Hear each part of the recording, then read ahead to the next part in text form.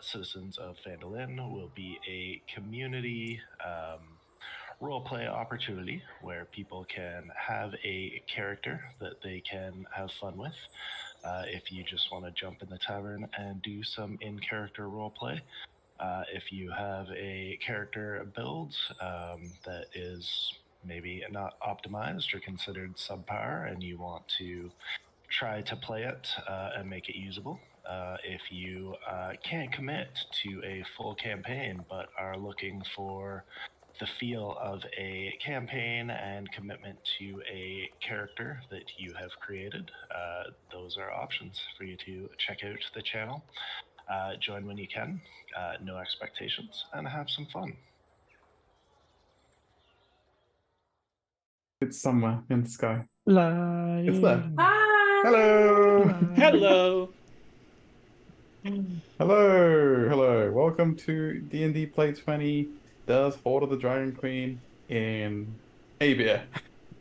For those who don't know, this is a spin to the classic campaign that most people are familiar with, set in the parallel world of Abeir, the sister planet of Toril, where most of our adventures are set in the Forgotten Realms.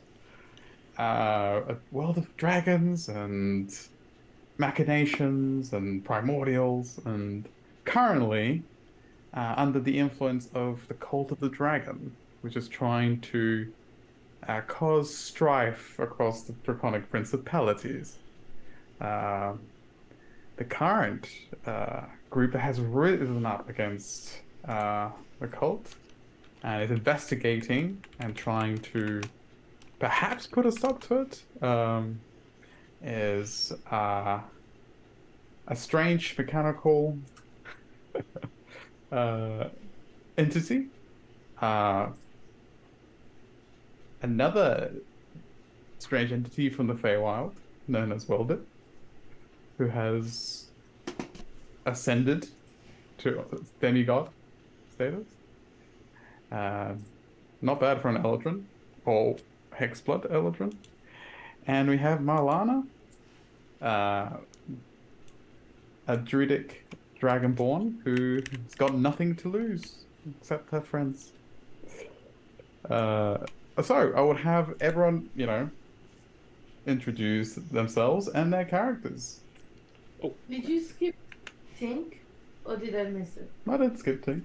Okay. I was an overall thing, but Okay. so we'll start with Peter. No, I don't even know who I'm playing yet.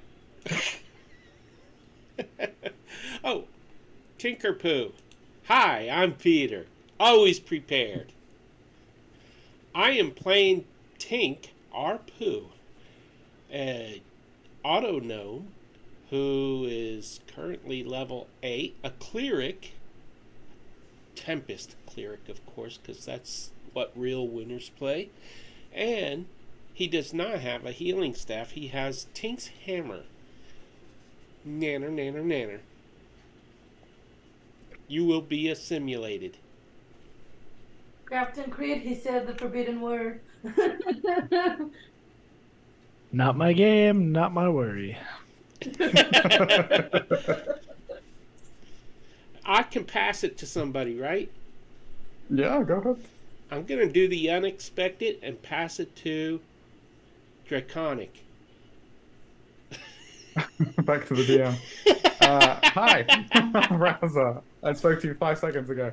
I will be your Draconic DM for today. I also run a server campaign, which is set completely different environment in a magical school, but tune in on Saturdays for that one.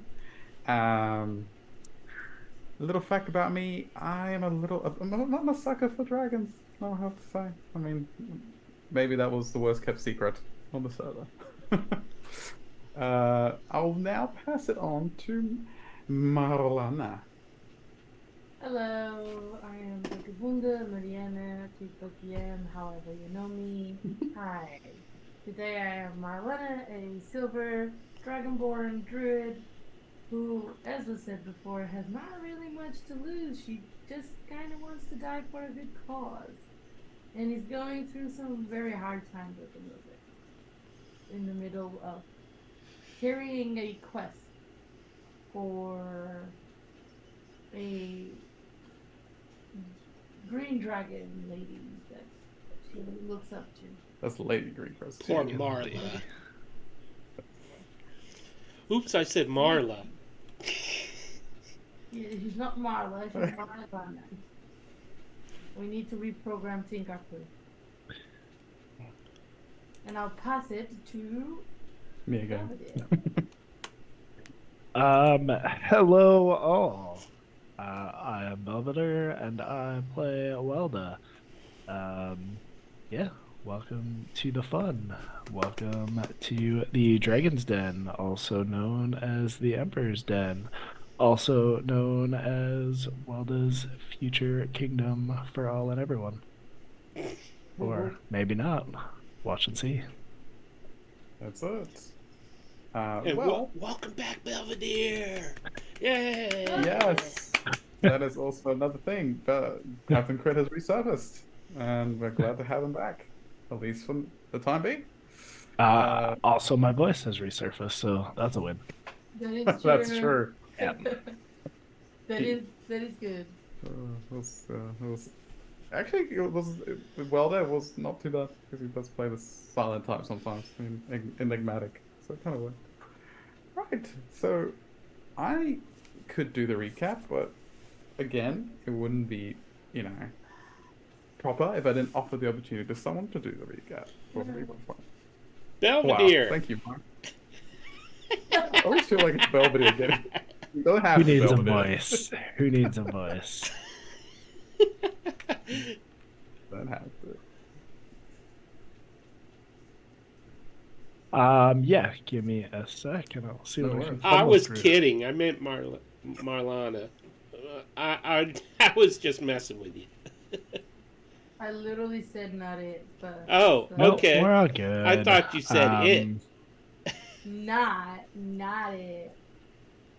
Yeah, so somewhere along the lines, we had been in the Feywild at a moon dragon lair, entered their hidden kingdom within the Astral Sea, collected some gifts from the great Granny Cressa, and I guess the moon dragon didn't like that Tavernine wanted to kill it and tried to come back, but somebody, a great friend of somebody else, came and enchanted them all and took care of the Archfey and the Moon Dragon friends. While we continued on with our task, we circled back out of the Feywild forest that was bleeding out of this portal through the Moon Dragon's lair. Circled around until the battlefield, the siege, and the castle of the Great Emperor came to sight. As we approached, Citizen Kane forgot that he was demoted and tried to be a boss man, but we ignored him as always. Approached the camp, decided to take a break. Little Tink wanted to be useful, so he used his scanners, which are apparently just his eyes, and got a ride up into the air to draw a map on paper with chalk in the rain of the castle and the battlements and the armies and placements below. While doing this, a letter from Welda was delivered, a written poem in 3 verses of 3. The first in Sylvan, the second in Giant, the third in Common. But written with his fancy emerald pen, the true message hidden within revealed a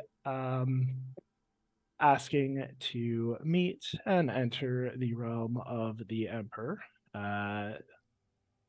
because that's the respectful thing to do.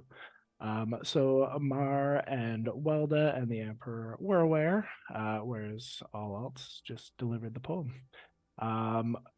There was some talk about strategizing, scoping out, maybe taking over a nearby small base, just so that we had a fallback position to defend ourselves if needed. But the group decided to allow for Welda's I don't even know how to describe Welda, but hey, they allowed for that, and we waited and did nothing until we at last heard from the Emperor. We then marched through this encampment to enemy lines, where we were greeted by a bunch of cultists. The theme of everyone in Abeir is to think they are of better station than they are. Apparently, some nobody attempted to have the armies of Bahamut and the friends and companions that are us pledge our allegiance or our service or something ridiculous to them. So we just ignored them and kept walking until they didn't want us to walk any longer. Waldo was allowed to continue. The others were encouraged to remain, not wanting to get in the way of Waldo's odd mind that nobody can quite track. They let Welda stroll in alone, but made some arrangements to come to aid if need be. To where the Emperor, in great wind strokes that shattered the air even above the thundering clouds, took landing. A massive metallic looking dragon, I believe, had landed in this area, much closer to the battle lines than we were expecting. Either as a feign of strength or a true belief of strength. We will find out shortly. But that is where we are. All right. Yes. You may take a good reroll point, good sir. Yes, you are upon that battlefield right now. Rain still falling, and the clouds parting. Oh, sound Mar of- had a dream too. Forgot about that. Yes. He did have a dream. Ma had a dream about Saloon. Saloon blessed her, and Ma is a little bit more. Mar's I, divine I now can't too. say. I can't say. I don't know if she's optimistic. Maybe she feels a little bit more reinforced or supported. Supported probably is the best word. To those that are a little confused, Abeir is cut off from the normal pantheon of gods. The only reason she was able to connect with Ma is because one, Ma is not from Abeir. She is from Toril. And by traveling through the portals, she actually touched down on Toril, and Saloon was able to touch, at least send out like a tendril after Ma as she went back into Abeir. With her power not as strong as it could be, she bestowed her champion with what little she could, and I think it might come in handy today. As the clouds part and you hear this thunderous sound of wings, gargantuan wings, you all see the Emperor descending. It could be you would be forgiven to believe that what you see at first is a black dragon. But as he descends through the clouds, the scales that are comparable, dark, they are noticeably more blade-like. That sheen, that adamantine sheen to it, a metallic finish. And as he descends and circles the camp and goes to land, you'll see that he has a ruffle, like kind of like looks like feathers. Royal spines that run from the back of his head down to his tail. And unlike most dragons, it's a blunt kind of snout, more like a snapping turtle, as he grits his teeth and lets out a thunderous roar that blots out the sound of the rain. And he lands, towering over Welder. Welder, apart from its presence, the first thing you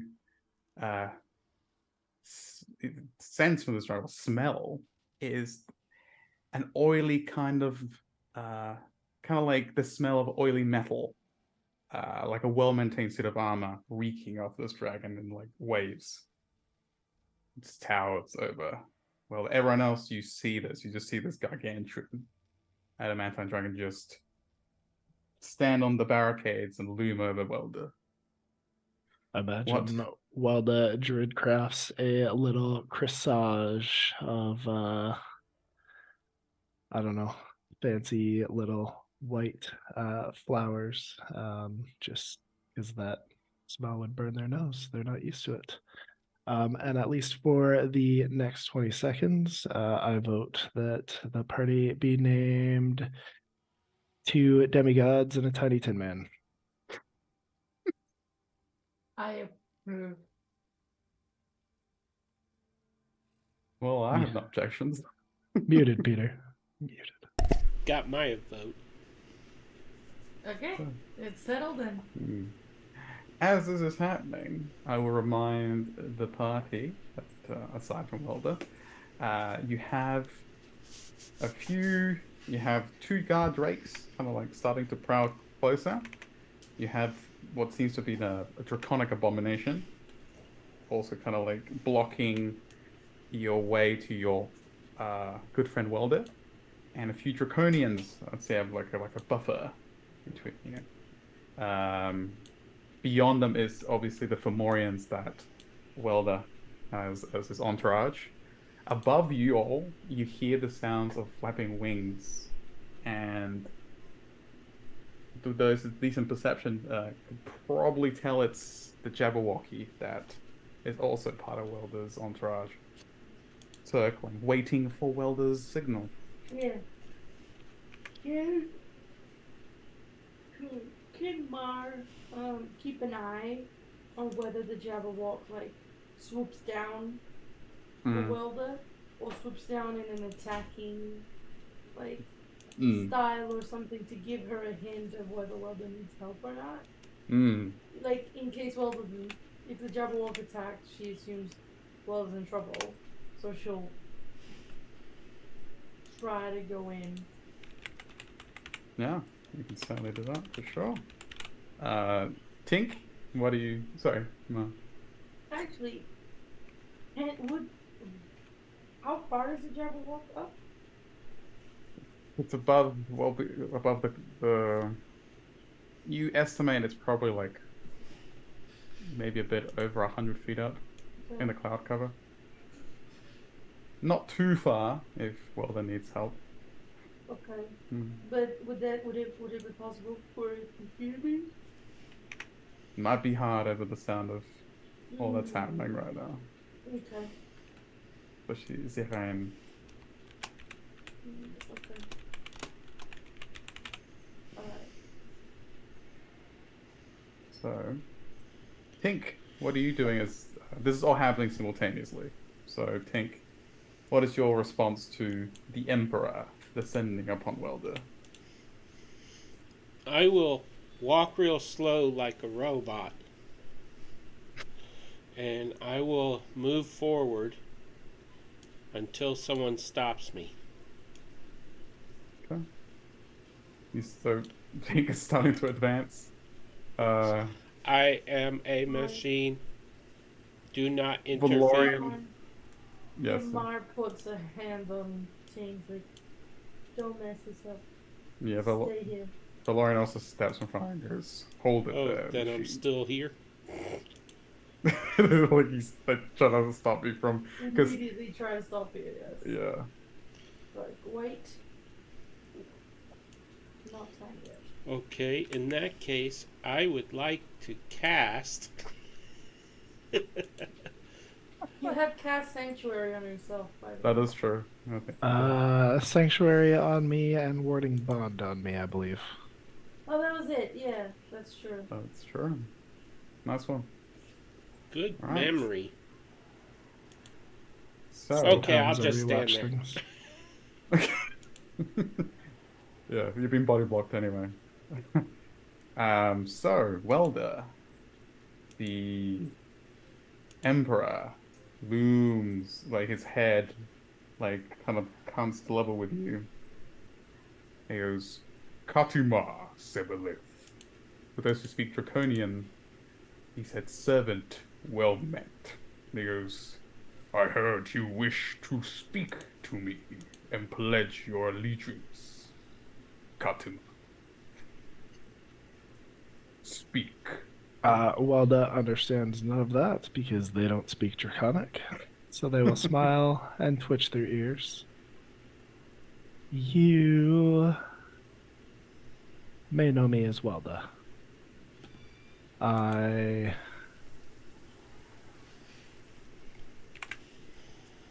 have decided to pass through this world,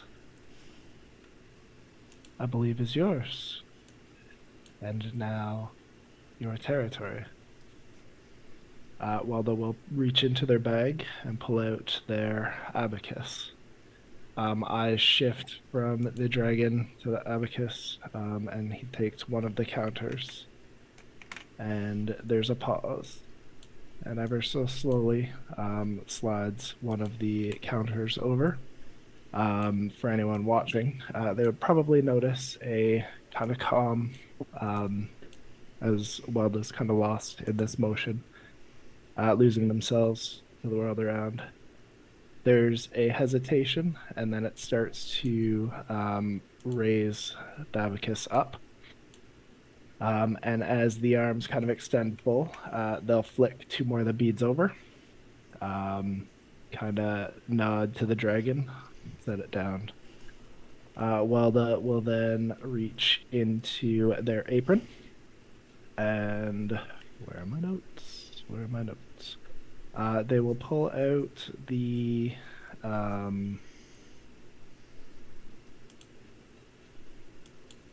emerald pen that they wrote the poem and the letter from. Kind of flick it around their fingers.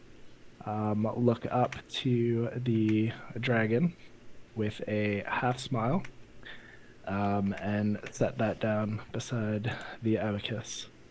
And then they will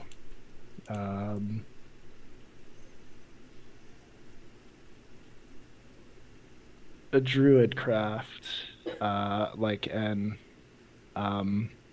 ice bell flower, as this blooms in their hand. The vine kind of circles around the thorns, almost digging into Walda's hand and wrist as they start to form droplets of blood. The bloom in their hand. Walda just looks to the flower, kind of expectantly. Um, and then, how close is this dragon? Oh, he's pretty much almost like eye level with you, like looming over the barricade. So Walda will kind of lean down to present the flower as the third gift, almost beside the other two items. But as they do the gesture, they then lift it up. And as it touches the dragon, the flower itself, thin, clear petals near the end, bluish color right at the base. The blooms themselves just melt, and this like fog disappears. The thorn itself kind of withers and falls. So Welda has offered three gifts. The first, the abacus, is something that holds a deep value to Welda. The second being a magic item. Welda presumes that the dragon will appreciate a magic item. A hag will appreciate a magic item. It is something that will bridge them together. The flower itself is something that is unique to Welda, would be new for the dragon, but in a way also shows that without Welda, there is no value. Hmm. So he offers the customary gifts for being within this entity's area. Hmm.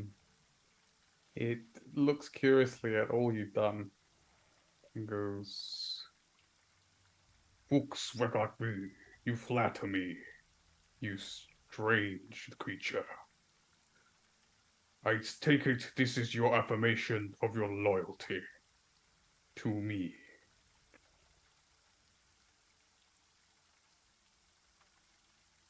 No, this is the respect due to you. I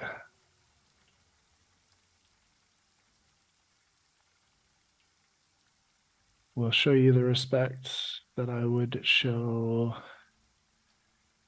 any near comparable your stature. I cannot give you what I cannot give you. I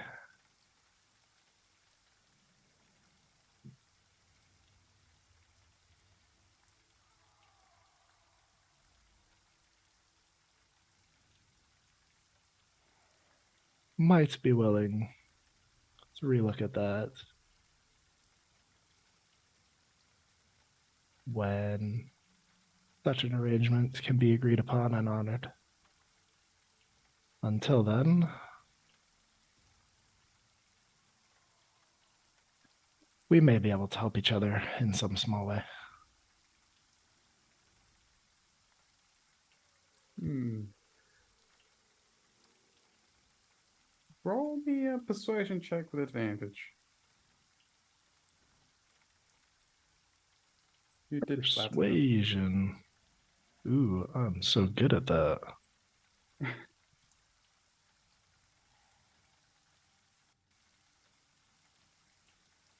Well, at least it's not the net one.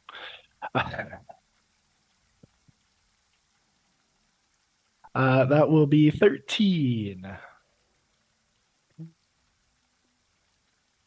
It looks, its eyes lock onto you, and now you see that much like its scales, its eyes are like that same kind of ferrous kind of color, that um, adamantine sheen. He kind of cocks his head, looks up at the cultist that's still standing next to you with his oily white hair, as he's kind of like a very Lucius mouth will kind of look to him, kind of looks at this cultist, who's, you promised.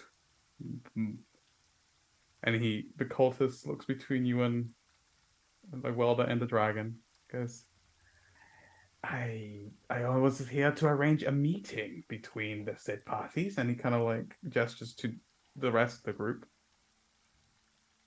Oh, Emperor. And he does like a bow. Uh Escandamundir looks beyond Welda. He goes and looks back at him or them. What of your allies? That one has irritated me. And he points to Kane. As well as like, time to die. Wilda looks at the cultist beside them, just shakes his head in disapproval, looks back to the Emperor. If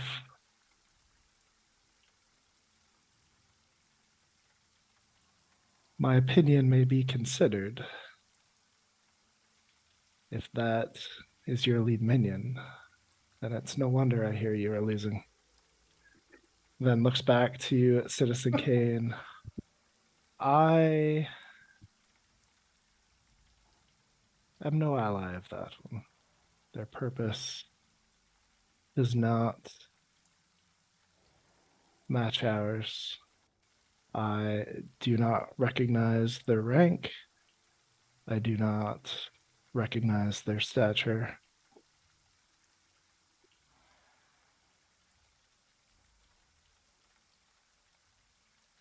They are nothing to me or my purpose. I am here, if you so allow it, to gain understanding for the Green Lady. That catches his attention as he's kind of still glaring at Kane. His adamantine eyes kind of like glance back at Welder. You speak of Greenquist. The Great Lady, yes. He looks away. You are allies with her, then?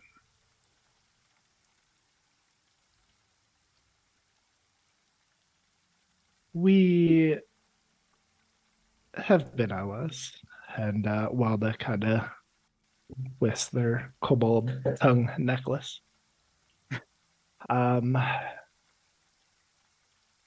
We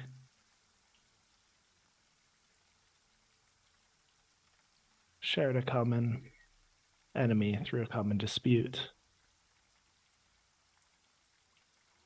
I, along with my friends, were able to assist the Great Lady. The Great Lady was able to assist us. He had asked that we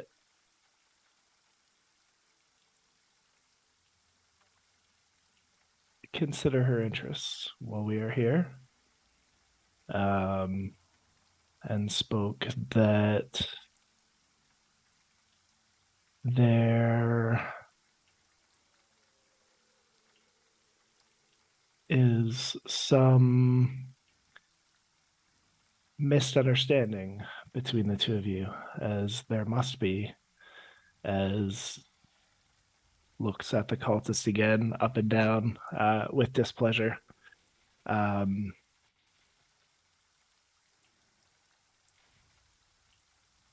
Turns back to Citizen Kane, looks him up and down with more distaste.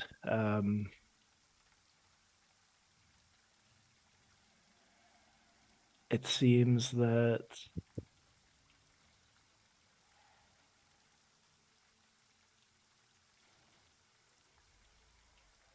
some here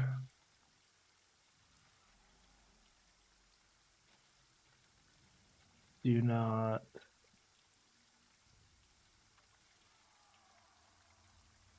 honor her will. Perhaps some there have not either. Or yourself. He just stares at Welder. Poker faced, as much as a dragon can be. He looks past Welder again and calls out in a thunderous voice. You! And he looks in the direction of Kane. You submit to me and my judgment. You have aided these rebels in causing strife in my land. And you are my rival's plaything. Kane looks at Escanamundir. Watch your tongue, failed emperor. Mar takes a step away from Kane. Arrow just like. Now he's using Welda's titles.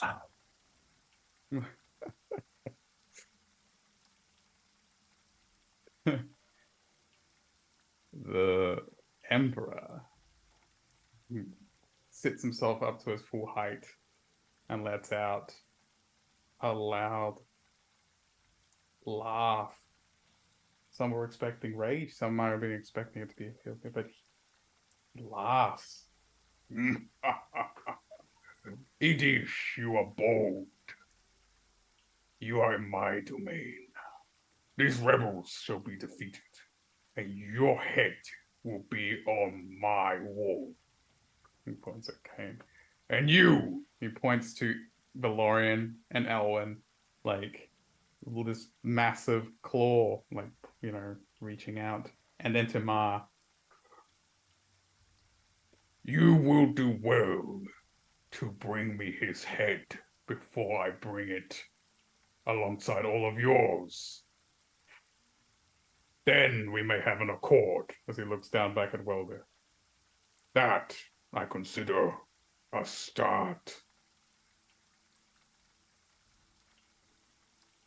You see the cultist smiles, this wide sneer. He looks towards everyone. The great emperor has spoken. What say ye to his demands? Do not interfere in the conversation. You have no say here. Shrugs. Smiles. Didn't realize that Bahamut had playthings. I thought he was your divine being. This world amuses me. As I mentioned before, we cannot offer you what we cannot give. We can fulfill our commitment to the Green Lady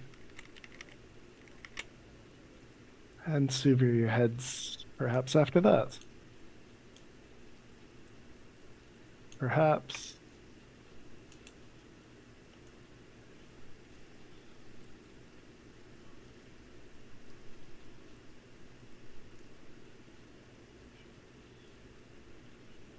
I will get to see your great domain once you've dealt with your troubles. Or perhaps with my aid. Walda just turns and begins to walk away. The cultist watches you turn. Yes. Well, this is happening. What is everyone else?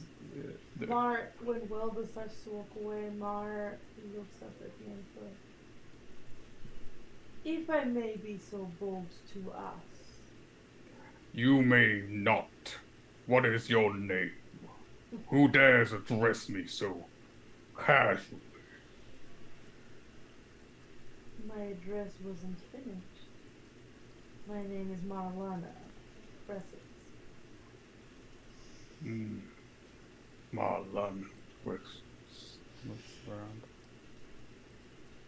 Oh, I know of you.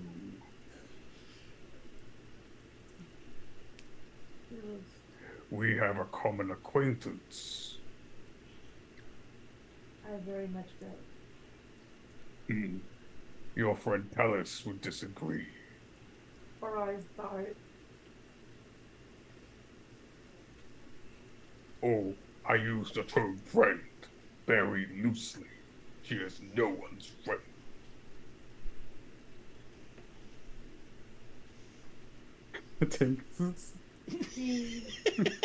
I imagine Walda's probably paused too. Her eye looks squint. If I may be so bold to ask, Emperor, why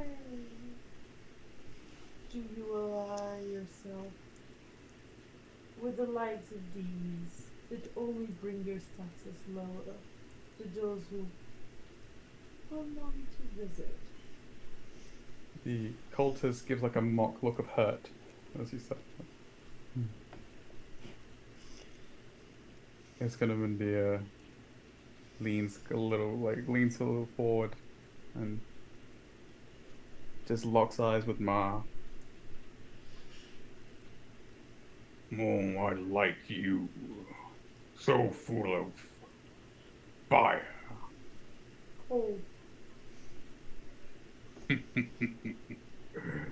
He looks down at the cultists. If only your men fought as hard as this one potentially can. She is worth 10 of you. He looks. Or more. I have defeated more.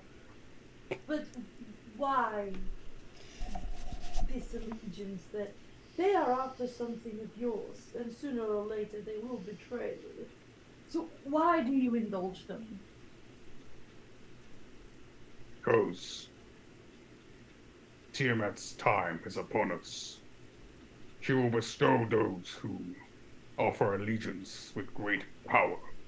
You may offer allegiance to Tiamat, but you do not need to involve yourself with these. You ruined me, my lady. The cultist looks at you. Escanamindia looks at him. I do not believe she was talking to you. The cultist. My apologies, my lord. These are necessary stepping stones to greatness. I am the wounded party here. I have long reigned the land of Escorn. Long have I kept our enemies at bay. And what do the people do? They rise up and seek to overthrow me. With no one to aid me. He looks down at the cultists. I was not going to turn away good help, even if I use good loosely yet again. Would you be willing to meeting with the Green Lady Greencraft, to discuss a way to go forward without all this mess? The Green Lady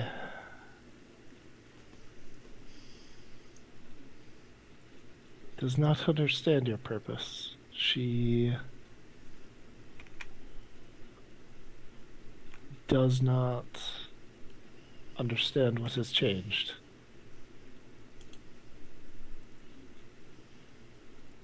Perhaps explaining would be favorable.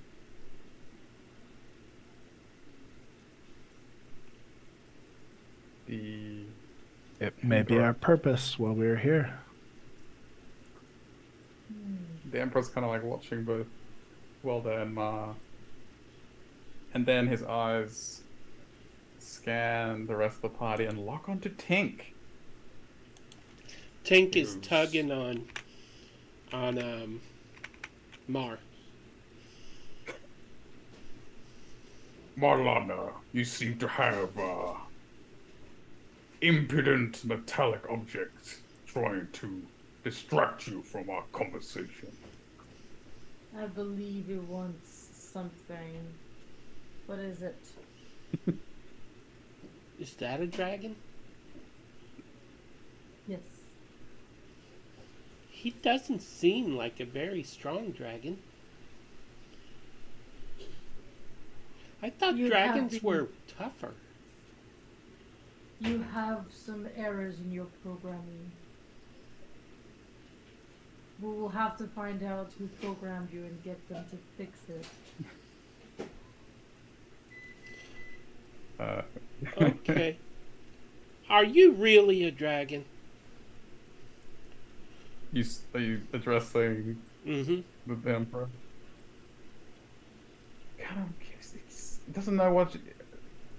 Anyone that wants to do an insight check can. Oh yeah, 100%. I was about to jump at that. Oh, Ooh, 16. Okay. Let us see. Let's see if he is got a good poker face. Well, they just shrugs, ants, and then waits for the response to Mars' question. Meets beats. Ma.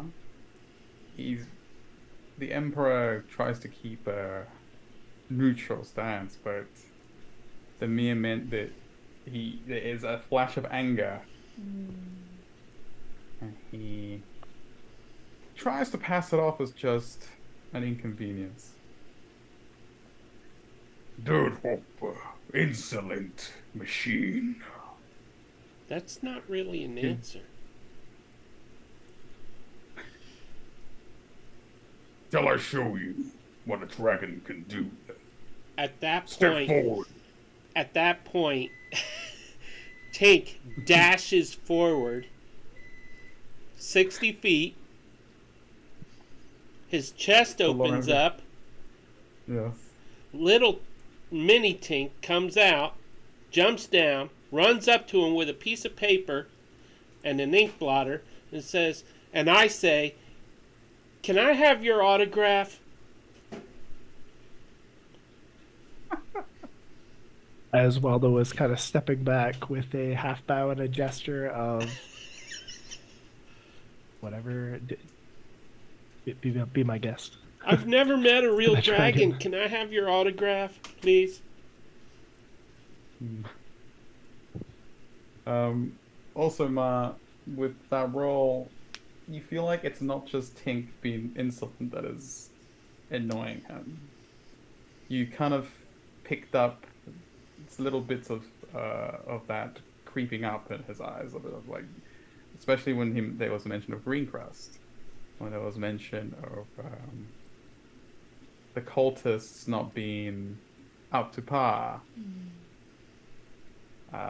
Tink is just the icing on the cake. That's what you get from it. A simple claw mark would do. He reaches down to little Tink and puts his claws like this and flicks him away. Oh, no, I'll he actually roll for didn't.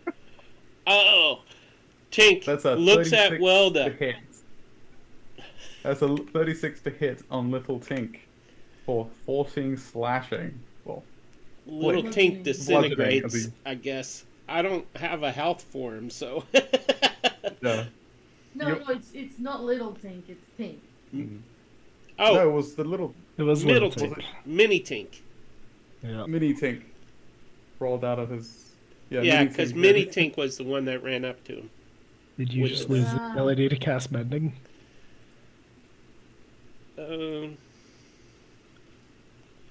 Well, I gotta All wait of you till next see- turn. Yeah, all of you see little Tink just shatter into cogs and pieces of shrapnel just scatter across. He's no more. It's just like pieces. Malfunction. Question. Looks down. Waldo finishes their half bow to the Emperor with a like the admiration of just amusement of a king or a lord at like a joust to the victor, and just continues to wait for the dragon's response. Go ahead, Peter. When I'm able to, I'll gather up the pieces of Mini Tink and look for DNA samples of the dragon, and then I will. It was a good plot. It was a good plot. Mend him. Whilst you do that, Mar waits expectantly.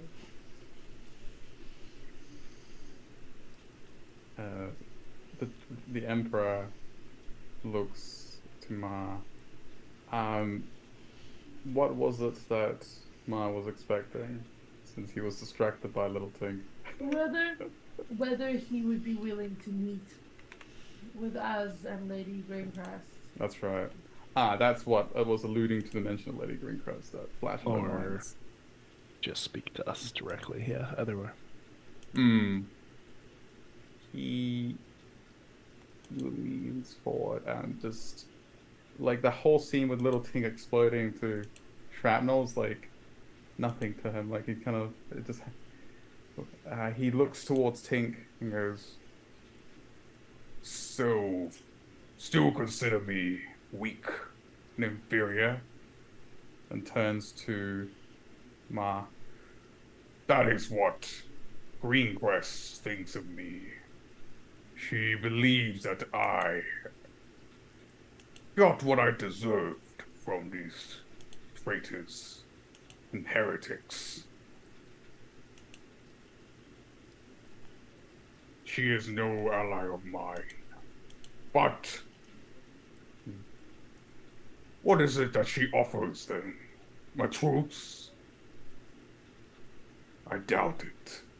I believe that would be up for discussion. I believe both you and Lady Greencrest would have to discuss terms. Are you willing for a peaceful meeting? At least at the start. I can tell you, the Green Lady does not think you weak. And then his eyes dart back to Citizen Kane. And I can tell you that he has not served her purpose. This is true. Valorian looks at Ma and looks to Kane. Doesn't say anything, but there's a look of like assent to that comment. Like he also seems to believe that he has not lived up to his reputation.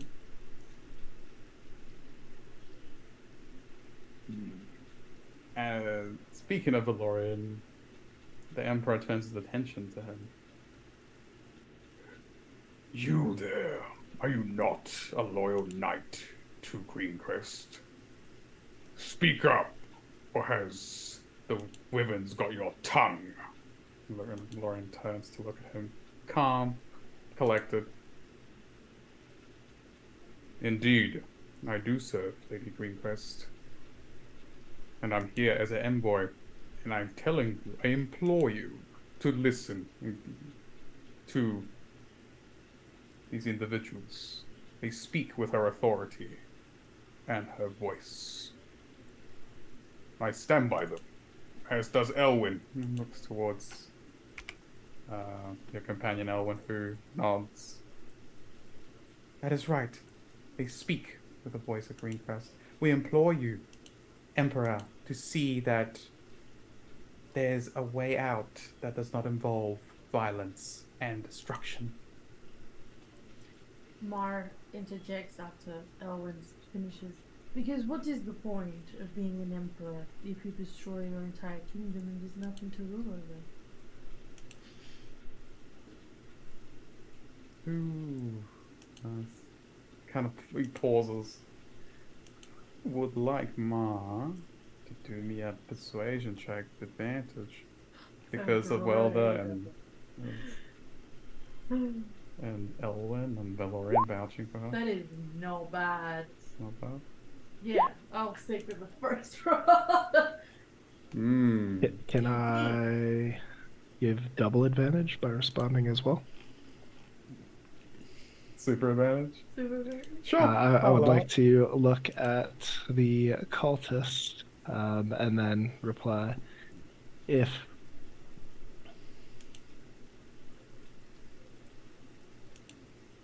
the Great Lady had demanded you be overthrown, you would be standing here with us alone.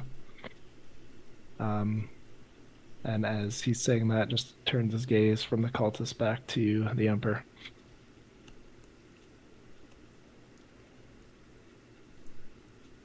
The cultist that was sneering up to this point is starting to lose that Overconfidence. yes, his demeanor's switching quickly from I'm in control to like what is happening. Looks between Ma and the Emperor. My dear Emperor, my lord.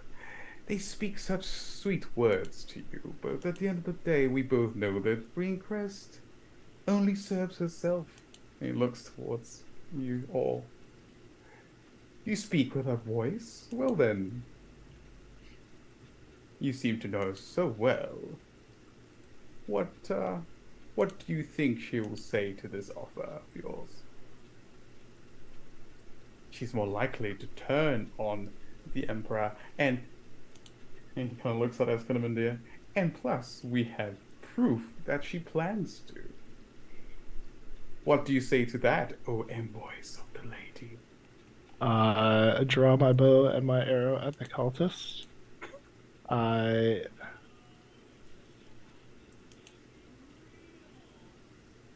may request you offer your proof immediately or desist in your ill speak of the Green Lady.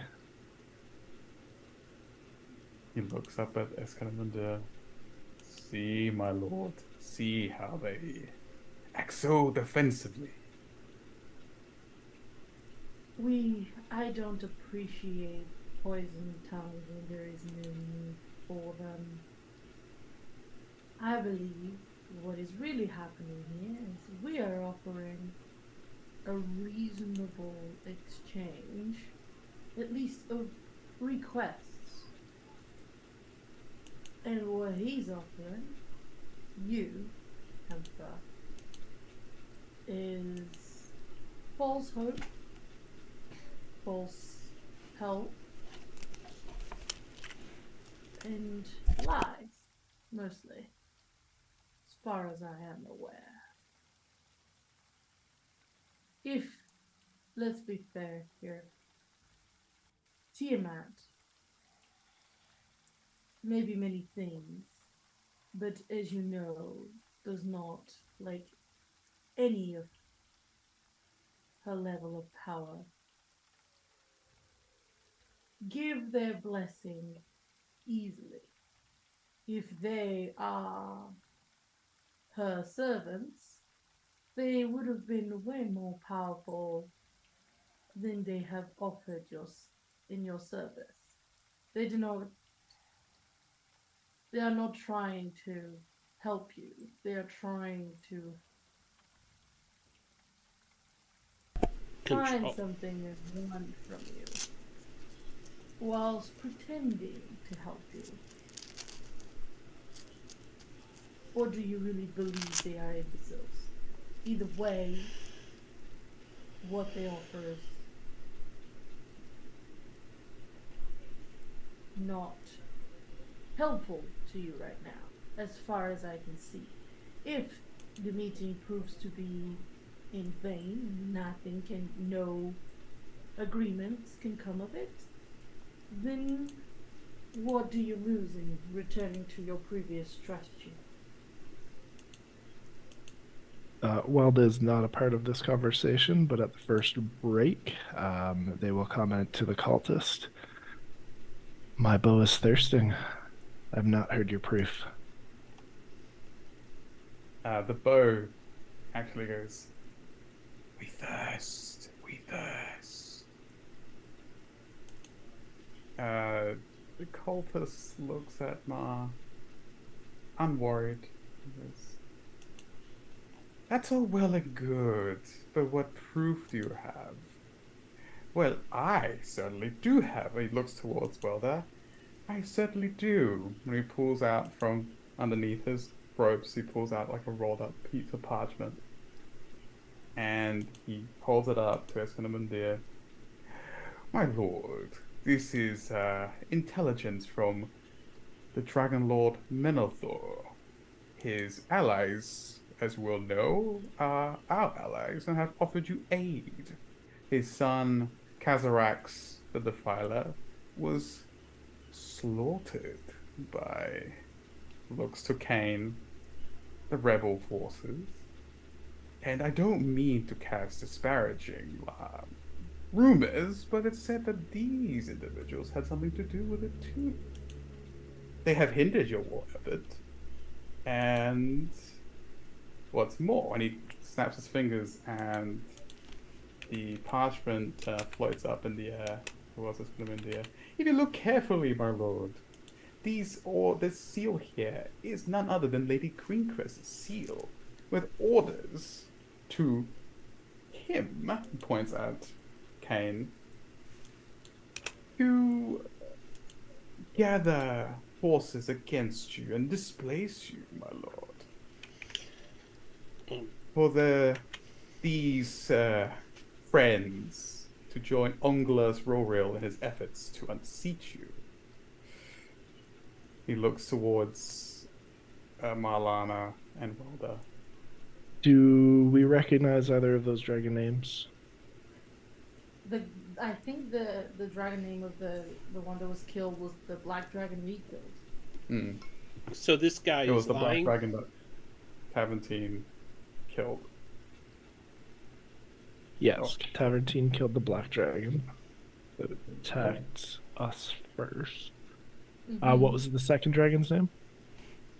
Oh no, that was the name of the rebel leader, Okay. Angus Roril, who has gathered the forces against Escanamundir. Okay. The tension in the bow will ease, and Waldo will watch the parchment and the Emperor as he awaits for validation of said offered proof, I guess. Yeah. Mar will wait what the Emperor says, and if he asks for an explanation from her or not, because she's ready to give. She seems pretty calm. Okay. What's gonna happen is gonna be a roll-off between Mars' persuasion and the cultists. Oh God! Yay! So,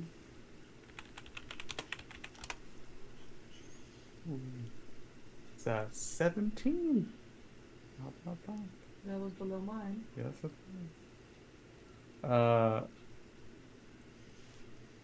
it's gonna endear.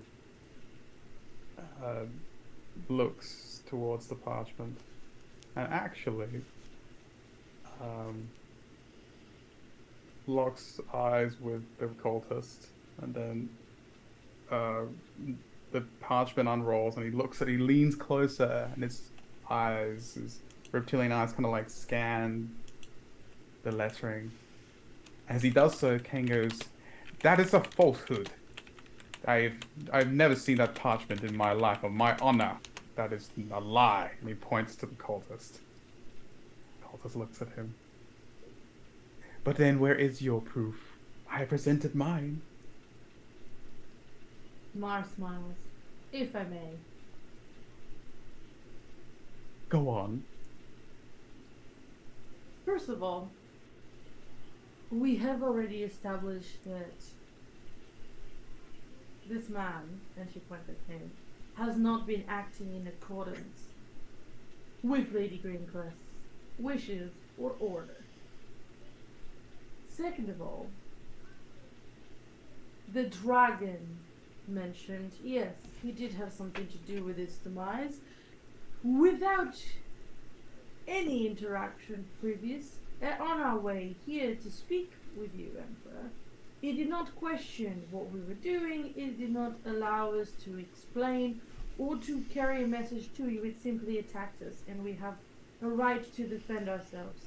Again, wouldn't be much of an ally to you if we could kill it so easily.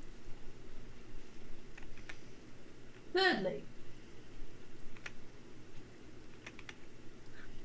if Lady Greencrest's orders, as mentioned in that parchment, were indeed to displace you, it simply demonstrates she carries no ill will towards you, may simply misunderstand what is happening, which would appeal to my case of a meeting to establish some report, and then if nothing can be agreed, you can go back to your plan. I would like Ma to roll another. This is like gonna be not just one check, but several. I want her to roll me another one with advantage. Oh, I have a +1. Okay, that's not bad. I'm rolling good. Okay. Good. That's Oh, 2. That's I can't do better than that. nice. I cannot do better than that. It's gonna indeed just like finishes scanning the parchment. Turns to look at Ma. He was listening the whole time, but then he turns to look at her. Looks down at the cultist. Looks back at Ma. But you did admit to slaying an ally of mine. I did not know he was your ally. He did not introduce himself, nor did he allow us to introduce ourselves and our purpose. He simply attacked to kill, and we defended ourselves. Mr. Dragon, sir, I was not with them when this happened, so this is all them. I'm not a part of this. This is true. An ally of ours that has perished was the one that aided it. Not sure if anyone has ever seen a dragon roll its eyes, but as Tink says, it wasn't there. He flickers his reptilian eyes upwards. Looks down at the cultist. Again, they seem to be hiding key information from you, from which seems to be manipulating you into making the wrong decisions by concealing key information. But you see that the cultist looks up innocently. Goes, my lord. We conceal nothing from you. All the information we have shared with you is the information that we have available. Mar laughed out Right. loud. Greenwood Yes. staff, mouth closed. Yeah. I hit him with the viscous wand. His mouth is barred closed. Welda just looks at the Emperor. The letter. Like he looks towards Welder. Does it offer proof? He looks at it again. It smells of her. And it looks like her seal. And it sounds like her. Looks towards Ma and Welder. But then looks at the now mute cultist. You amuse me. Looks towards Welder. You have the Wilder. makings of a ruler. You do not allow insolence in your presence. Welda looks to Greenmane. I must know. And then gestures towards the letter. Lorian, May we see it? you see the cultist. Yes, Peter? I would like to cast a spell if I can. Oh. All right. Yeah. So while this is happening, what? Yeah. Go ahead, Tink. What is happening with you? I'm just gonna bend over and write a word in the dirt, and it is truth. And then I'm gonna cast Zone of Truth centered on me. You see all the cultists turn like at the sudden movement and the incantation being cast and stare at Tink. The guard drakes growl in his general direction, and the draconians draw their swords out like in half like a tentative stance. What is it that you cast there, machine? Now no one that you speak to may lie to you, mighty dragon. He smiles, looks to Valorian and the cultist. Well then, we shall see then. We shall see who is the Yakpa, the liar. You Looks at Valorian, step into the circle. Answer his question. points to Welder. Valorian walks forward, unflinching, stands within the bounds of the zone of truth. Looks at Welder Welder. will reach for the letter and then pass it to Greenman. Yeah, Escanamundia allows you to take it. The cultist glares angrily at Welder, but he is ignored by everyone. You grab the light, pass it to Valorian. Valorian reaches for it, looks at it.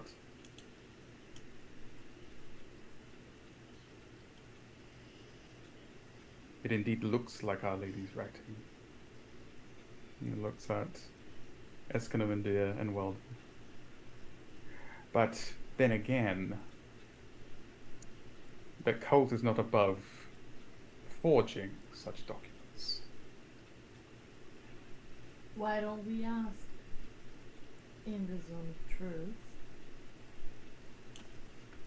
whether the document is forged or not?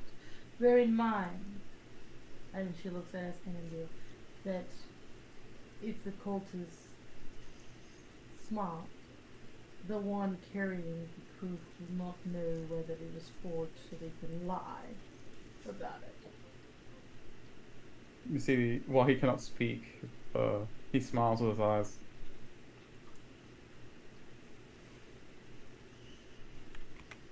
We are certainly not aware of this letter. Is he in the circle already or not yet? Not yet. I would He was like just to looking hex him and give him disadvantage on his save. on his check. Yeah. Okay. That would be disadvantage on Charisma Charisma. saves. Yeah.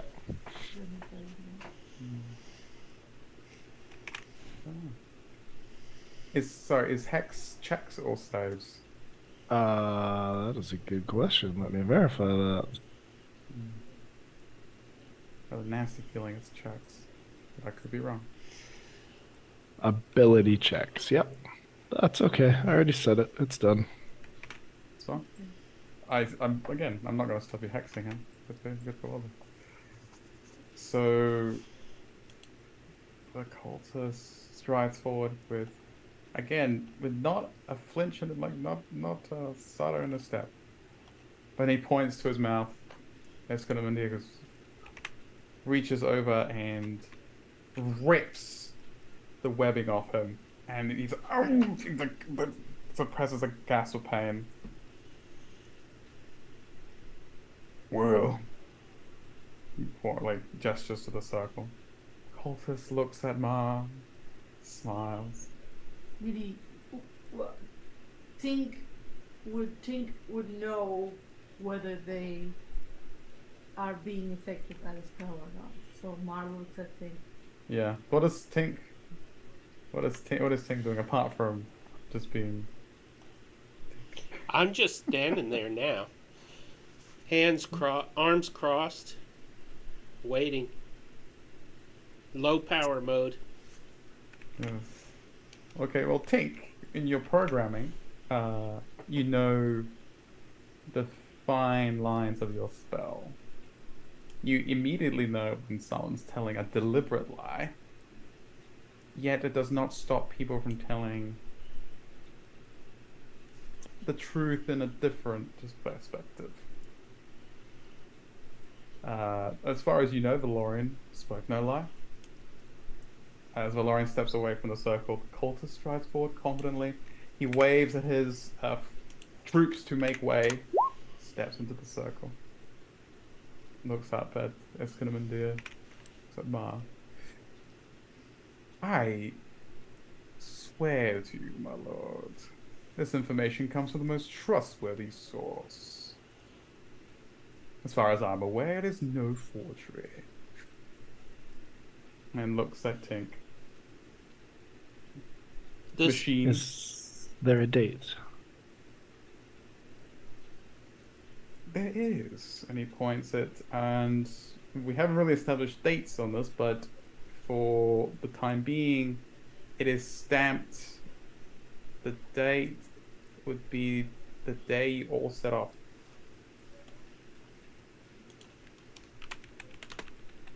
I will have to bring up the calendar for Abeir.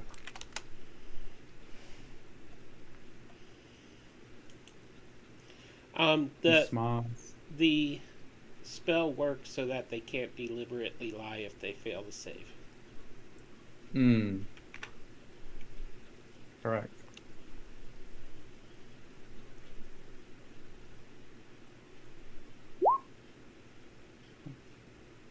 I think there was no deliberate lie, but it wasn't the full truth. And what are you leaving out? Looks at Tink. I believe I've answered your questions. It looks at Not fully. Little machine. I shoot him. We are not allies. I will not disclose the cult's plans to you, but we are loyal to Escalante. Yeah, I shot him already. Yeah. As he says, we are loyal. Shoot! Roll me. Okay. I'm gonna move him forward actually. The way he would be. That means you lost Sanctuary. Okay. That's fine. I'm going to move him. Where would you say you cast the circle of truth on the map, Tink? Like in between, in no man's land? The circle is there. I drew the circle there. Oh, I'm zoomed in, that's why I put it in. Can you see it?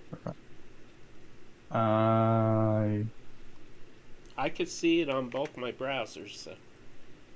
Can everyone else see it? And plus, I have Aura on for the radius. Right. Oh yeah. I see it. My bad. I need to move him at all then.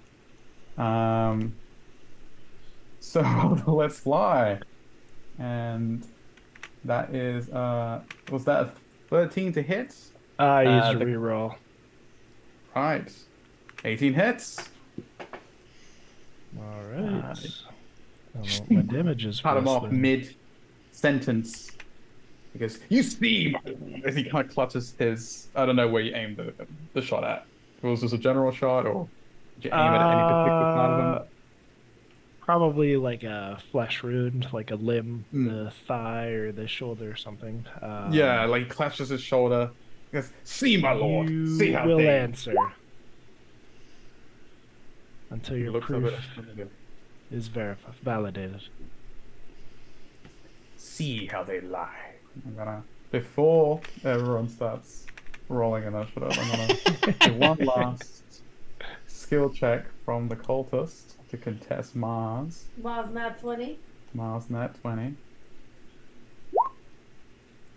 Okay. That was with the document provided, since it cannot right now be proved that's a falsehood, he has advantage, so it was 18. So now you are still winning this persuasion war. As you shoot him, he starts getting all flustered, looking up at Escalamandir. The Emperor goes, I shall let you settle this matter then. and he actually starts to fly up. If you survive, He looks down at Welder and all of you. send me another message, and perhaps we shall have that meeting with Greencrest and get to the bottom of this. If not, then you are not worthy. Starts to fly up into the clouds. The cultist turns to leer all of you. Yes, that was a mistake. Shoot him again. At arms! Now you may roll initiative, everyone. But I will say, those rolls were important.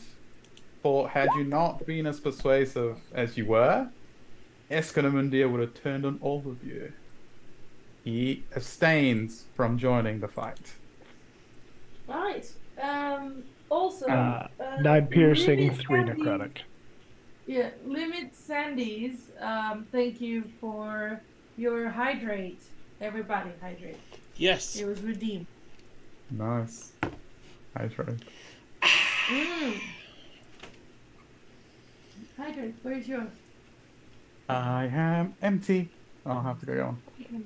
So, before we go to our conveniently scheduled break, I do believe we have had 3 subscriptions this week, right, Peter? Yes.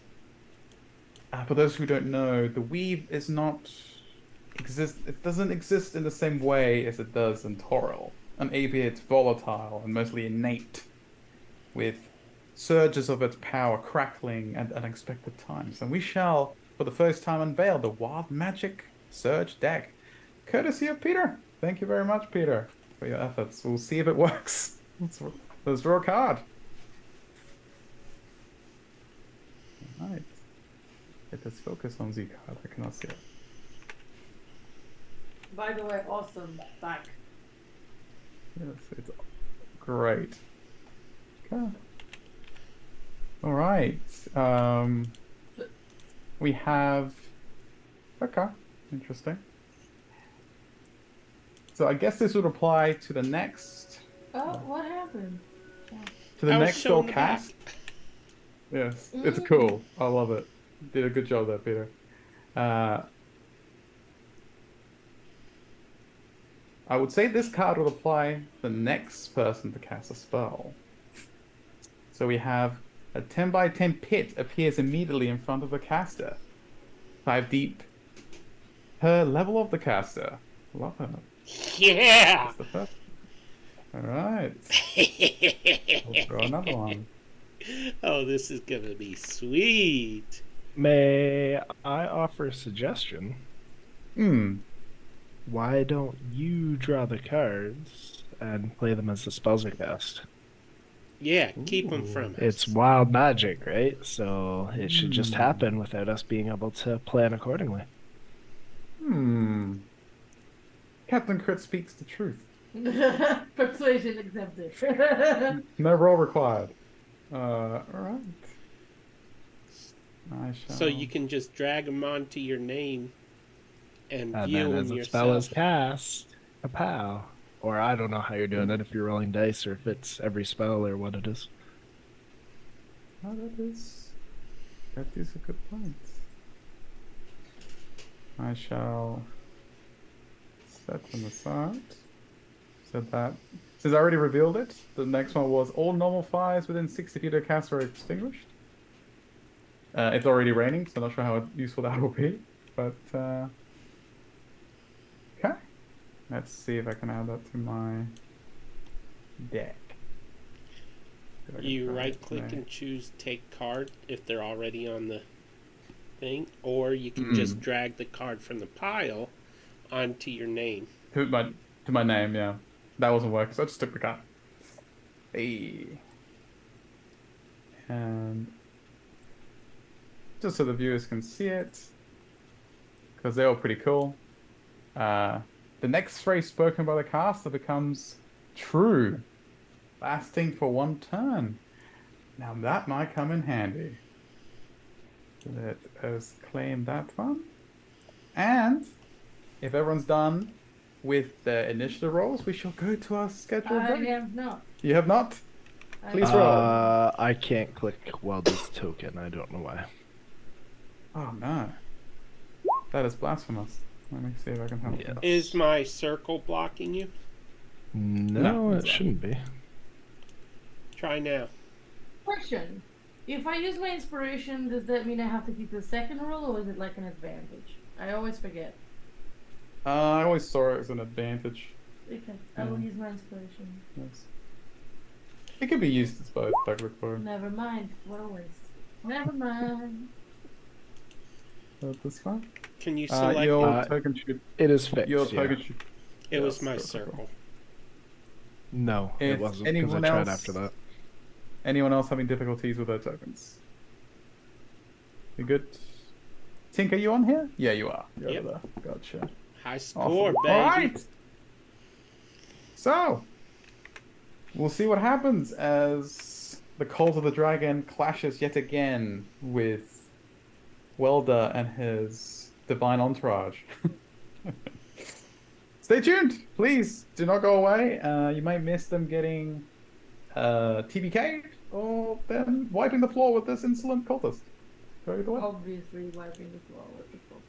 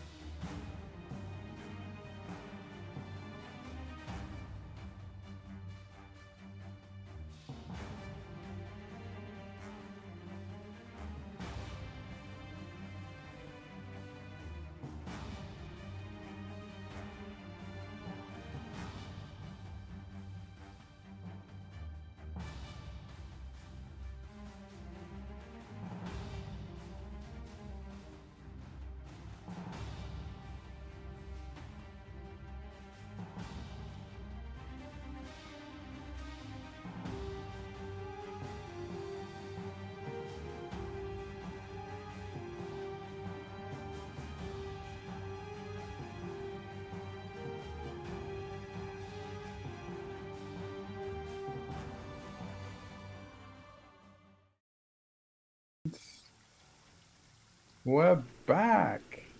Hello, everyone. Hello. Thank you for sticking around. For those who have, it's time for the cult versus the group known as the two demigods and the Tin Man. Tiny Tin Man. Tiny Tin Man. Sorry, my apologies. I'm small, to not tiny. square off after trying to persuade the Dragon Emperor Escanabundia to consider a meeting with Lady Greencrest, which now comes to a head.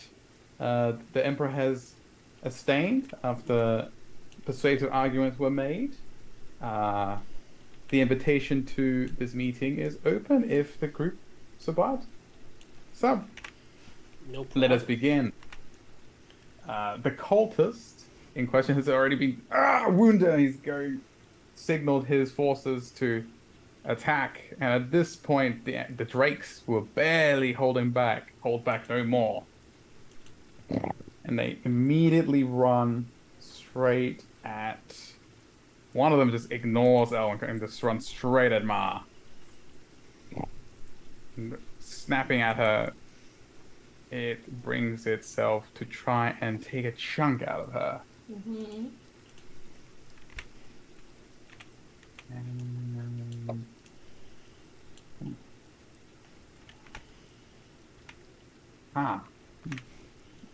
I guess it's not a reaction to pull out my shield, so. Unfortunately, not. That's fine. It is 13 to hit, which misses as this draconic quadruped snaps at you. And the teeth come close to snapping around your ankles, but you dodge out of the way. And then the other one follows suit and rushes towards Kane and attempts to do the same. For 15, he easily brings up a shield and knocks this Drake away. That's their turn. Tink, you are up. That is true. No, we're forced to me to fire. Ha ha ha. Music starts playing from my systems. Apparently, we're at a Led Zeppelin concert or watching the intro to Thor. Yeah.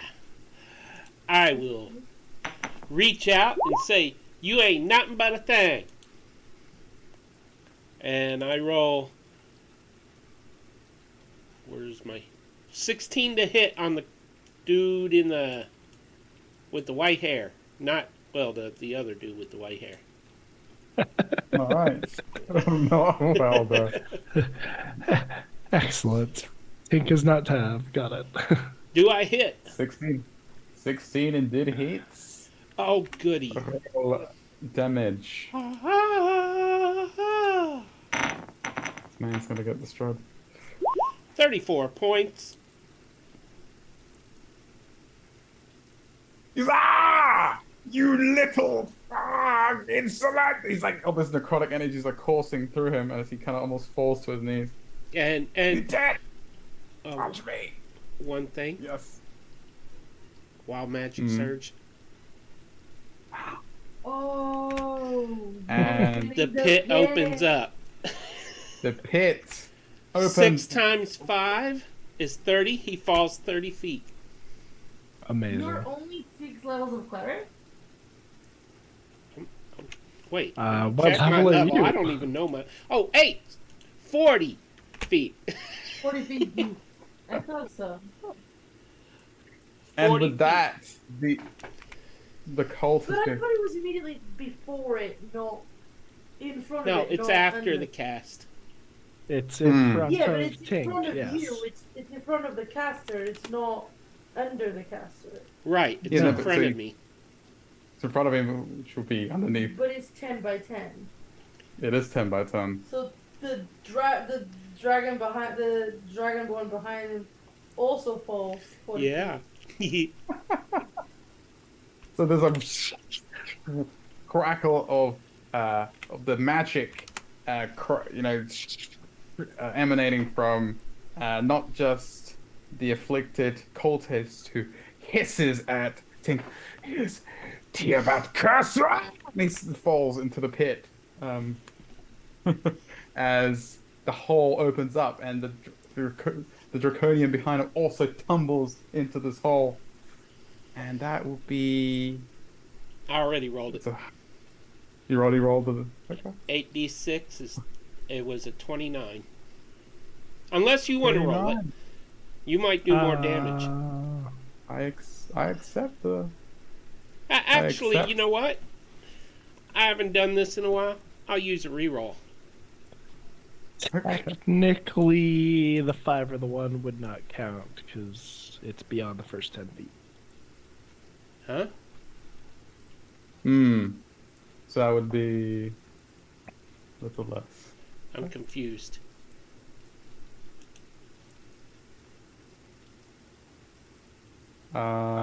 Then...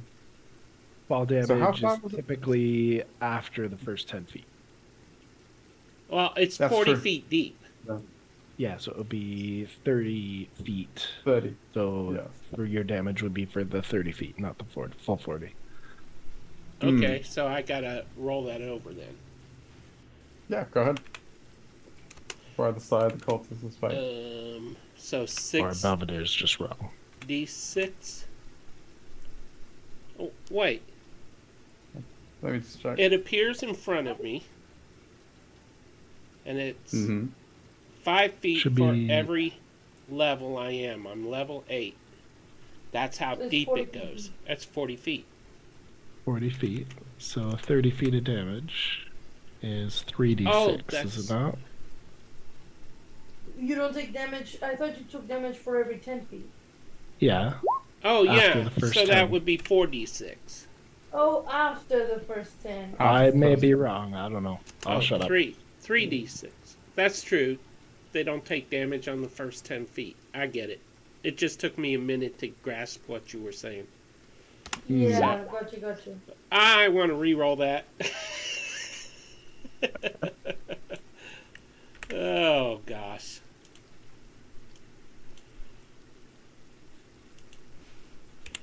Go ahead. You may use your rerolls on full damage. Oh, that's Hey, better. that's not bad. Yeah.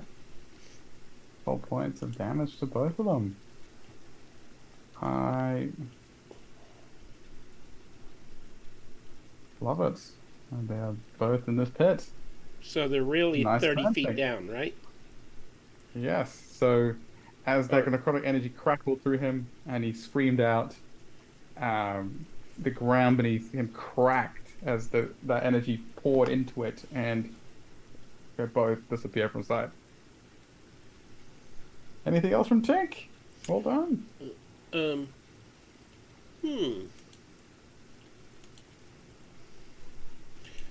Tink will... Oh, man, I wish I had moved stone. I would just pile it over him.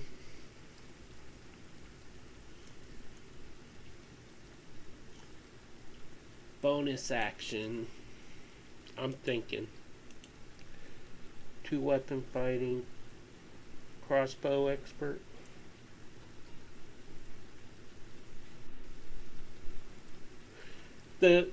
Okay, I'm not sure how this works. It says when you use the attack action, that was a spell attack, an attack with one-handed weapon. Oh, I have to attack with a weapon. Never mind. Well, my finger is on one hand. Casting a spell is not an attack action. Hey! It is if you are a warcaster. No. Hey, I tried. Okay. That's my tried. turn. All right. Valorian will swivel around and without a second thought, his psionic blade pops into his hand. And he swings at Draconian in front of him that's already reaching towards him with that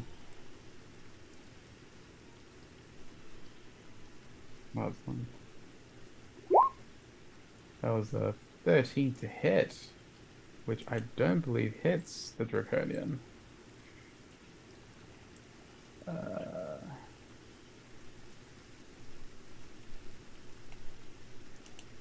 where's the AC gone? Alright. No, just misses. The Draconian sees the Sonic Blade sizzling towards him and swivels out of the way. It looks at Valorian and takes him with caution. Valorian takes another attack against him. Not quite prepared at how quick the Draconian is. And gauges him more carefully and slashes him clean across the chest with a faint 20 points of damage, leaving the Draconian on death's door. As this Ica just pours from it, it is now Elwyn's turn. And Elwyn is going to look at her allies and close her eyes and give a silent, almost prayer. And she's going to cast Bless at 2nd level. She's going to bless Ma. She's going to bless Valorian. Oh, actually, let's see if he's in range. I think he should be. It's 30 feet, actually, if she moves a little bit. That might be a good idea for her. 1 second. Yeah, no. So no, retcon that. She's going to give that to Ma and Kane and Bless. And she's going to cast it on herself. She's too far from everyone else. So Ma, you may add a Bless to your attacks and saving throws. And she is going to then take a step back behind Ma and Kane. That is her turn. And Ma. Right. Up. Ma smiles at the rake in front of her and shakes her head. And she's just going to swirl her hands around. And she's going to cast. Let me just double check them.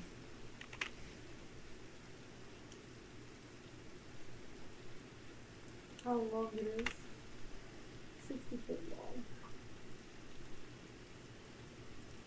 Perfect. So she's going to cast a wall of fire. Wall of fire. From there to there. Oh. Alright.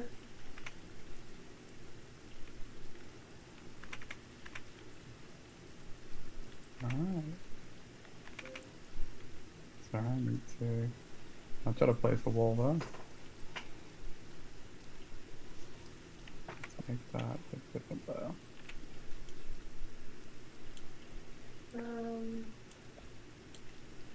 1 second.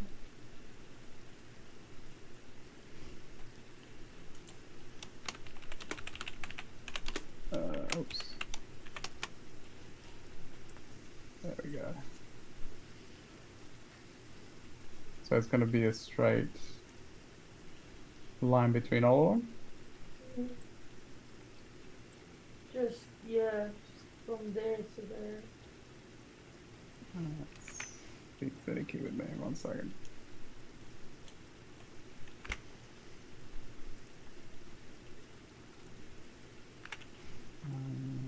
Okay. Is that good? Mm-hmm. Yep. And everyone that's touching that needs to do this very safe. Alright. And they shall. So their fire erupts and catches these draconians off guard. Why is it gone?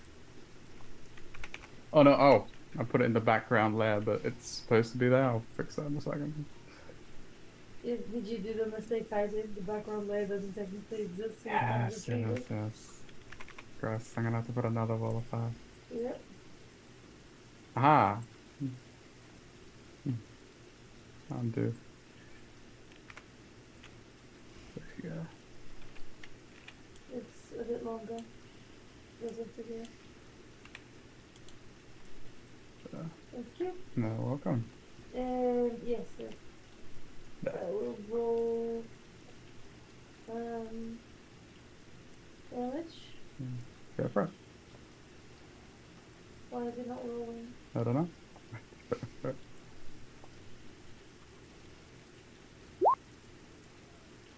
19. Rough time. I will use a reroll for that. Right? Well, these draconians are getting fried. That's 3 fails so far. That is much better. Okay. The DC 17, so all draconians failed, and now for the abomination.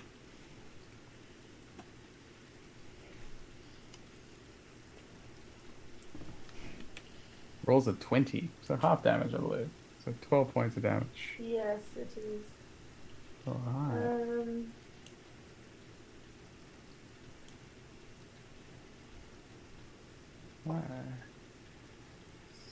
Right.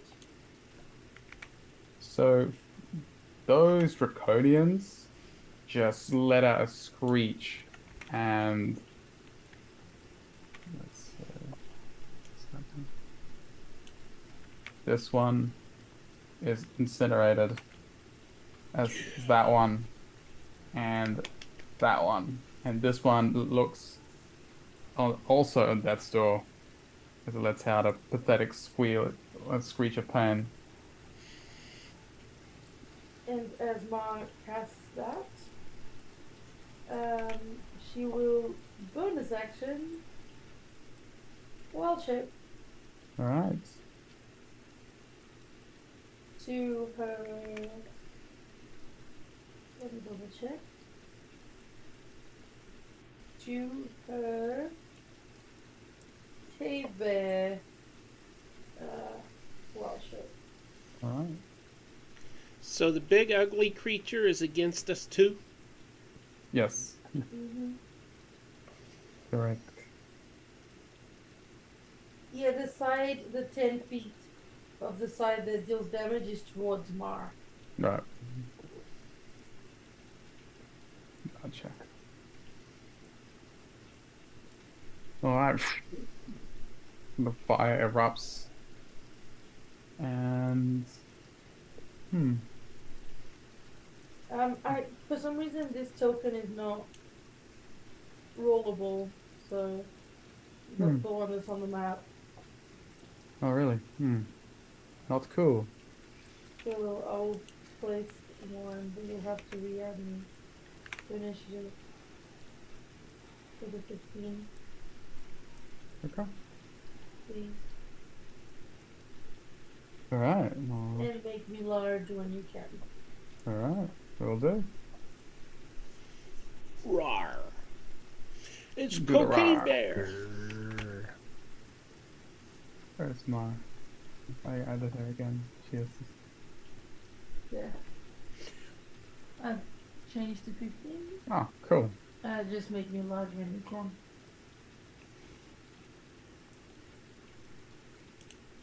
There you go. Ma shifts into her bear form. All right.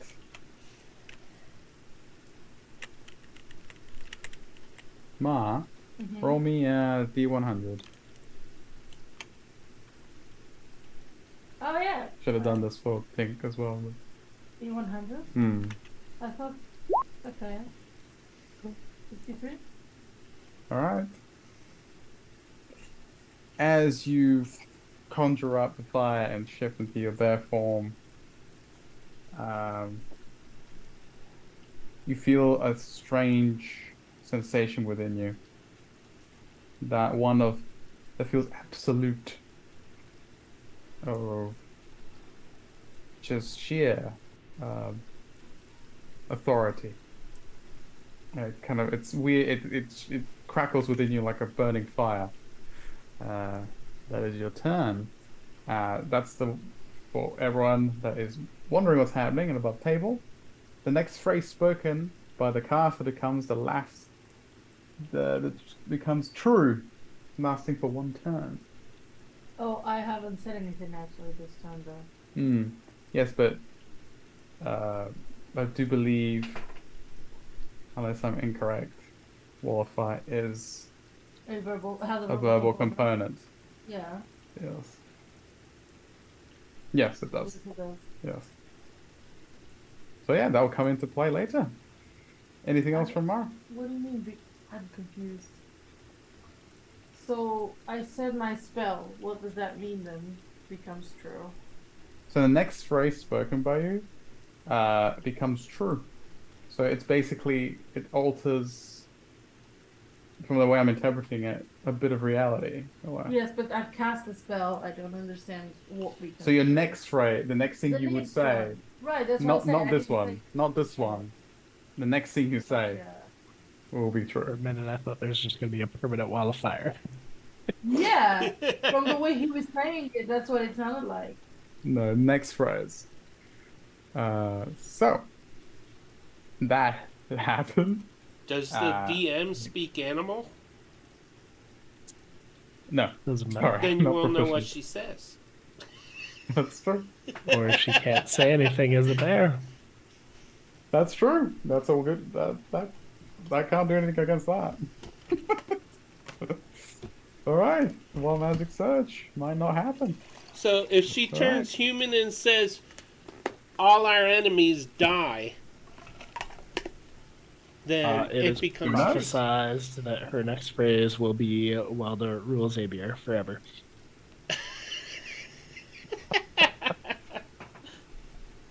It's not my choice. She might not even say anything.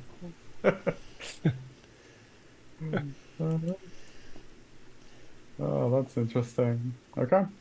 I believe that is your turn, correct? You don't move? You stay where you are? I stay where I am. Harassing these cultists? Gotcha. Alright. Let's see.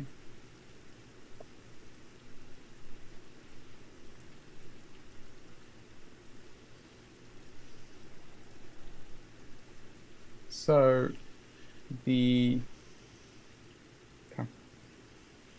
what's the passive perception of Welder and Tink? 21, I believe. 14. Alright. 14. Alright. Yes, 21. Nice. Good to know. 23 if you include my permabless. Right. That's true. The permablast. Welder, you don't see it, but you hear something heavy move towards you and your allies. It sounded like the unfurling of wings. And as you look in that direction, you see the ground kind of shift as there's kind of a displacement, as something seems to land very close to both, you and Tink and DeLorean. Something heavy. Tink, you have no idea what's going on. You're still too pleased with the chaos you created. I'm going to need D20 from the both of you. You may choose 1 to 10 and 11 to 20. Before we roll, we choose. Sorry, I'm rolling a what? Yeah, before you roll, you choose. 20? A D20, correct. I will You choose choose- 1 to 10. Daggone it. I choose separate, or I take the opposite. Yeah, you can choose the opposite, yes. I will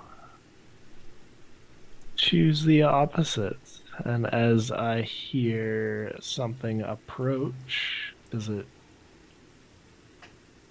seem like it's attacking? Uh, as you kind of tweak onto this unseen potential threat, there is indeed the sound of something heavy swishing through the air. And that will be so Tink roll a 16. And I know what my well bonus done. action is now. That's fine.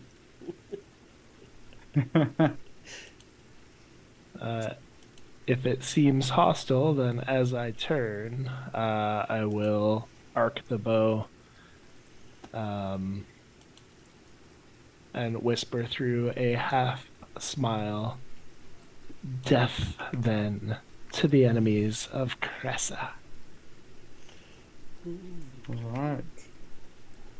And as you say that, this uh, large creature, this bulky, almost muscular gargoyle sort of creature with bat-like wings, uh, with razor-sharp claws, uh, with this almost devilish look, is swinging its claw at you for a 25 to hit as it pops out of its invisibility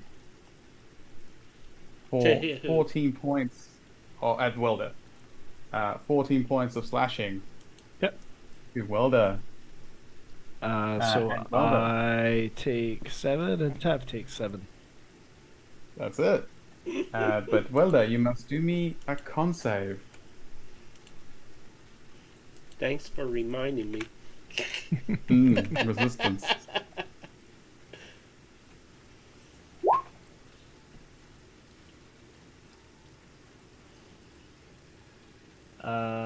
That is a 6. Unless I have advantage for some reason. What the heck was that? The Probably creature an in advertisement. Yes, the creature in front starts to speak in your mind, Welder, and you think a language you both do not recognize. It's glares down at both of you. That was a 6. Sorry, go ahead, think. I speak Infernal. Does that help? You speak infernal. Yes. And Celestial. Interesting. You do understand then what this thing is saying.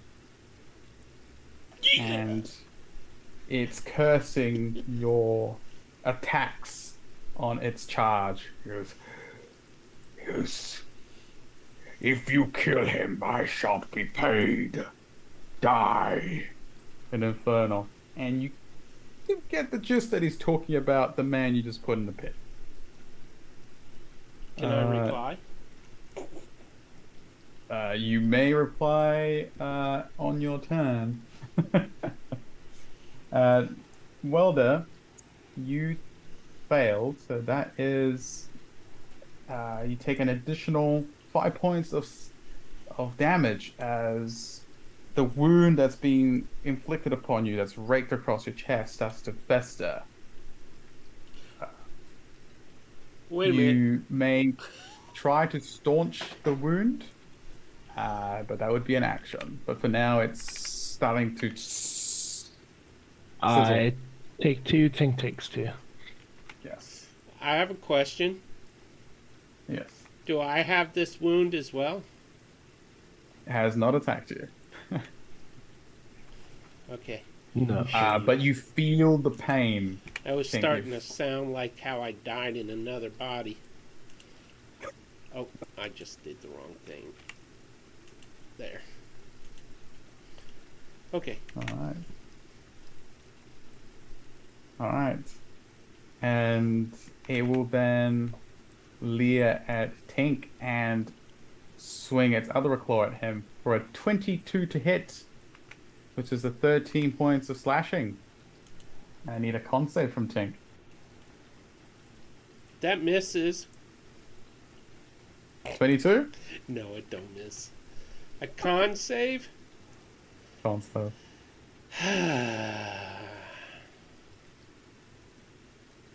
Well, I Don't need you have advantage on those? only for concentration. Okay. But I do need a dex save from him, too. Okay. Dex save it is. I got a 15 on my save. It's a 3. All right. He takes 6 points of lightning damage. Nice. It shrinks back. Do I take damage? Yes. He takes the damage. Yes, it shocks and it reels back and hisses it. Anything else from the nightclub? No. It glares at you. Think that is its turn. Although you notice that as it rears back, the electricity seems to not have done as much damage as you hoped. That is its turn. The abomination rears up and I believe takes damage if it starts its turn on the wall of fire. Mark? It's at the end. At the end, it expands its wings and moves towards you, Ma. Mm-hmm. And It would still take damage there. yes, it will. Yes, it expands its wings and flies up 40 feet and looks down at you and Just that. fires a gob of acidic spit that goes wide with an 8 and misses.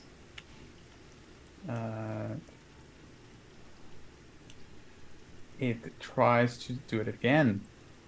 It's just hurling spit at Ma for a 20 to hit One will hit. for 4 points of acid. Huh? And it fires one last globule at you for a 24 for an additional 7 points of acid. Mm-hmm. And that is its turn. The unfortunate cultist at the bottom of the pit screeches up at the creature that is now hovering almost above it. Goes, "Do your job! Get me out of here!" And he will immediately start to rise up in the air. His robes are going to start to flutter around him, and he's going to fly 30 feet out of the pit. I believe he's still within the pit, but he is very close to the creature. And he is going to... Actually, did that count as his action? No. And with his action, he's going to try and duck behind the creature. He's going to use the dodge action. He's going to try and make himself less of a target. That is his turn. Behind what creature? If he's rose above the dragon. More like beneath it, like in the pit, because he's not quite out of the pit, because the pit's like 40 feet. Yeah, Just, so he's flavor. 10 He's feet taking down. the dodge. Yes. Yeah, okay. So he grabs on to the creature and, tries to make himself less of a target. Well done.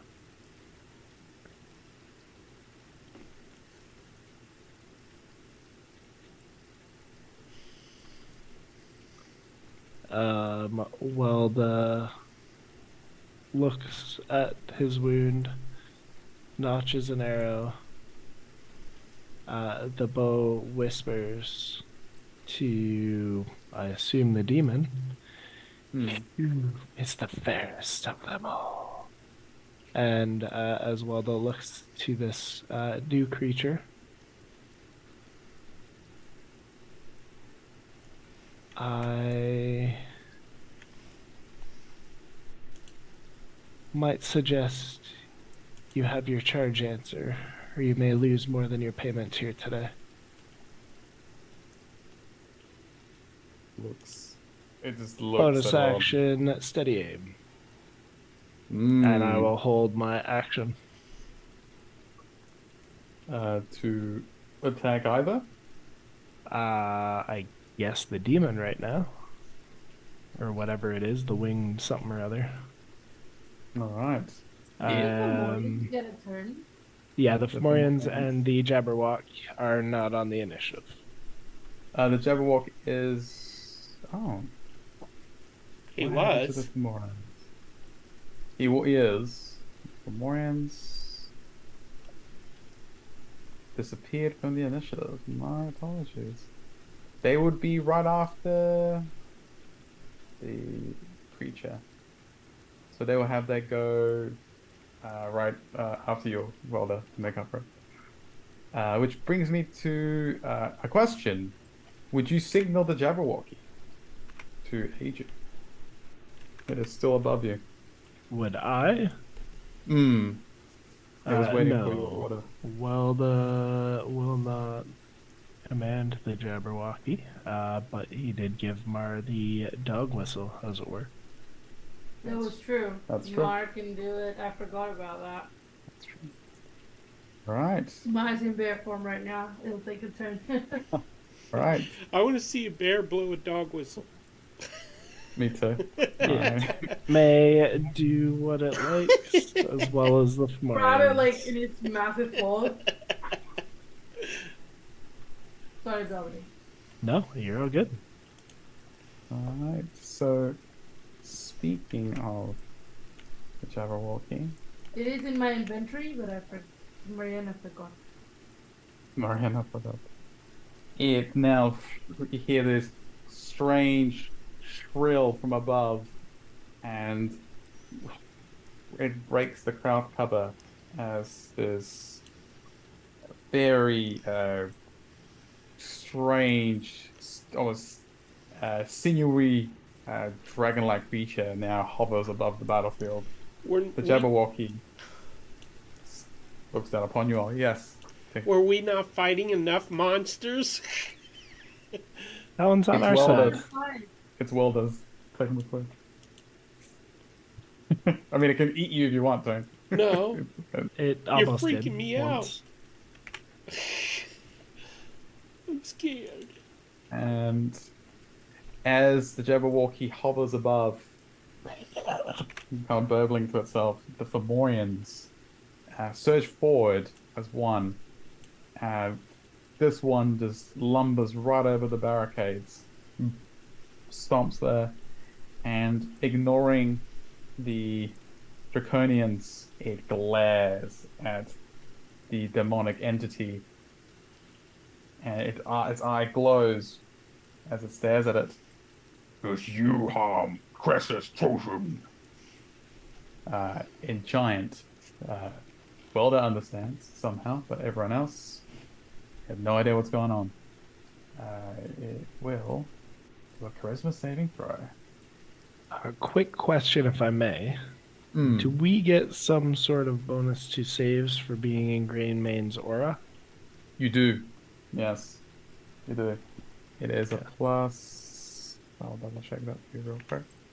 Thank you for reminding me. I did put the aura there.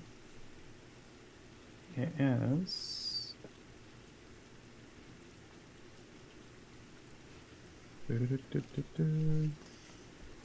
I believe you get a +5 to all your saving throws. Yep. Auras of protection. Yes. That's awesome. The Fomorian's eye glows, but you see that this demonic or devilish creature just shrugs off its glare and just looks back at Welder. The other Fomorian charges forward as well and reaches for. See, it's trying to get over the barricade, but Tink is in the way, so it leaps over it and lands standing right above you, Tink. And it's just going to pummel this insolent creature for 26 to hit for 18 points of bludgeoning. And it will glare at it, and it will take another attack for 25 to hit as his club crunches into it. And this thing reels back. Another one at 21 points of damage. That is their turn. Top of the round, I believe. Oh. Also, Kane has appeared from the initiative as well. What's happening? Apologies, people. And his knights. And his knights. They will have their turn now. He will take a swing at the Drake in front of him. 13 to hit is enough for 11 slashing. And this creature is just bisected. And it goes limp as its two pieces fall to the ground. Blood spurting everywhere. His knights will rush forward to engage the abomination. There's one. And they will attack with advantage.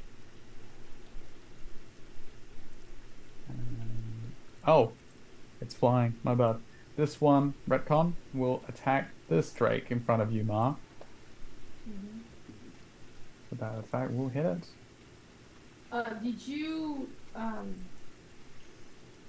believe I forgot to say, he takes points for ending its turn within 10 feet of the wildfire.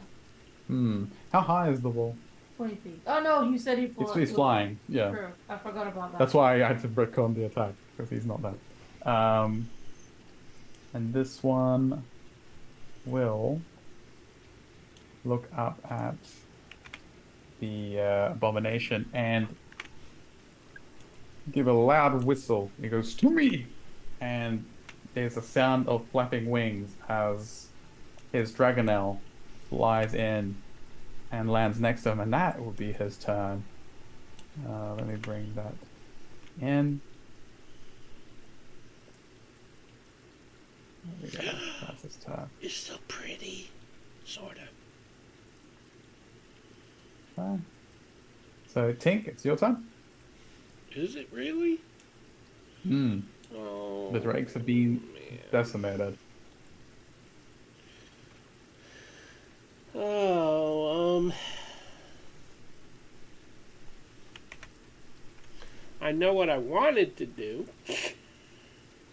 You may do as you wish. I need to do some measuring first here.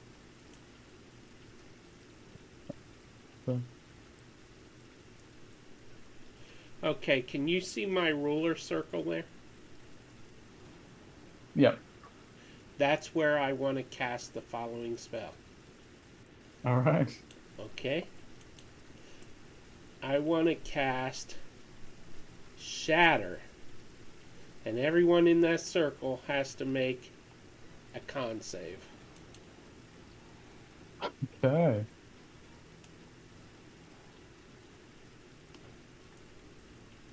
All right. Would the Anyone it technically touching would it. only it would only technically affect the mage shouldn't have a go. What is happening? Is that better? Isn't it a shatter? It's a sphere, yeah. So it affects multiple. It would. What? Wow, it's not 10 feet down in a pit though too. Yeah. Oh, it's actually further down. It didn't fly up. It is stuck down there. No, I mean like where he cast Shatter. It would. Oh, that's true, because the half dragon thing is down in the hole. Yeah. Well, that Yes. changes things. I guess I will. Doesn't have to. I thought your intention was to catch the cultist and collapse the tunnel on it. Yeah, that's what I want to do. I'm see the two black lines there? That's where the 10 by 10 hole is. So what I'd like to do is affect the demon and cave in the hole. As well as the Ooh. cultist underneath the demon. And I believe there's a cultist there. There's something Yeah. down inside the hole still, yeah, and then the cultist was Yeah. flying. And the dragonborn was inside. So if the tunnel Yeah. collapses, it will still affect him. Also have a question regarding your limited flight. If his limited flight at the ends of his turn, wouldn't he have fallen back into the hole? Yes, but he clutched onto the Got it. He did Okay. say- So devil. now he will That was a take the good catch, shatter. though. So now Yeah, he will take he- the shatter and fall back He into takes the the hole. shadow. Yes. He did not see that coming. Well, the shatter won't hit him directly. Is the problem. It will. Right behind the demon. Isn't it a spear? It's a It spear. is, but he's actually Well, it's still positioned right here, outside my circle. because it goes out like a dome, right? But that would still affect him. He's still So 10 what- feet. Can you put the Fomorians to the back so we can see what's there? Sure. That Please? is Thank you. a good idea. His shatter is what, 10 feet? Yeah, I mean, if I do it this 10 feet, it will.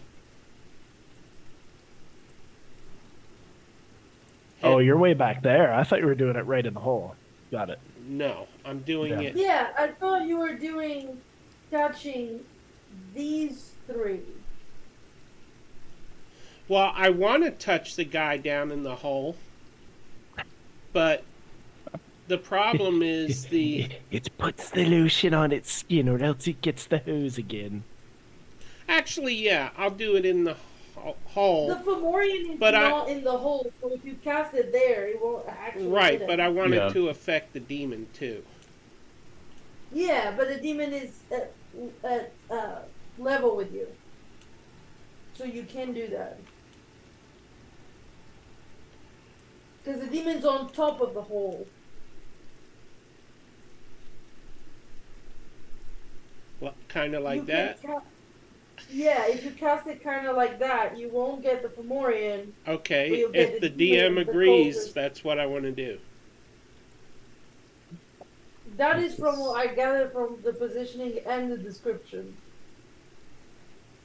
Yeah. So shatter, 60 feet, It's a con save. 10-foot radius. Yeah. So it would. It's a spear, so it would actually traverse into Underground, the yeah. ground as well. Yeah. That's con save. Yep. 3 All cons. right. Well, the half dragon dude's way down there. So.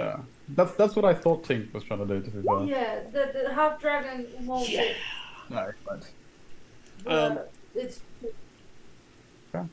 how much damage? 40 is that, points of Tink? damage because I do max damage on this. Thunder damage. Is your shatter with the intention to obliterate or incapacitate? he wants to collapse the tunnel. Okay. And And I want to hit the targets. okay. There's a loud cry of pain as the spell. I'm not sure. Are you looking into the hole, or you see your handiwork? Because if you do, you would see that the cultist that was clutching the fiend gives a cry of pain as his bones just crack from the shockwave, and he falls down into the pit, and the fiend doesn't seem as affected by the shockwave. Kind of steps away, and as it does so, the hole Now starts it is to crumble and fall and collapse okay. on itself. It is thunder Hmm. damage. The thunder doesn't affect the fiend as much. It Because lightning didn't earlier. Doesn't- That's why I'm wondering. It doesn't seem to have done as much damage as you hoped. Okay. So, max damage of 40. Collapse on the hot track. It did. Wait, do I have that thing that... Let me check something real quick. Oh, please have it. Please have it. Ah, bummer. I was hoping I had that one that doesn't allow them to have resistance. Darn it. Too many clerks. All right, but well done, Tink. Yeah, the tunnel becomes unstable and collapses on itself. And then I would like a bonus action when that's done. Oh, I killed him? Oh yeah, Ooh. double whammy.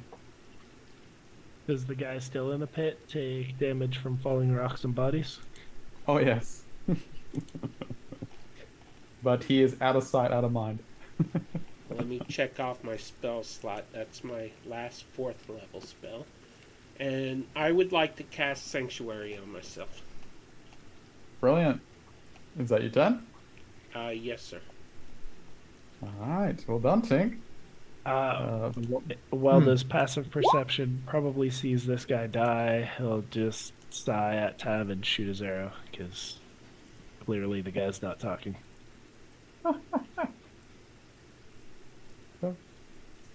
He will shoot his arrow at the.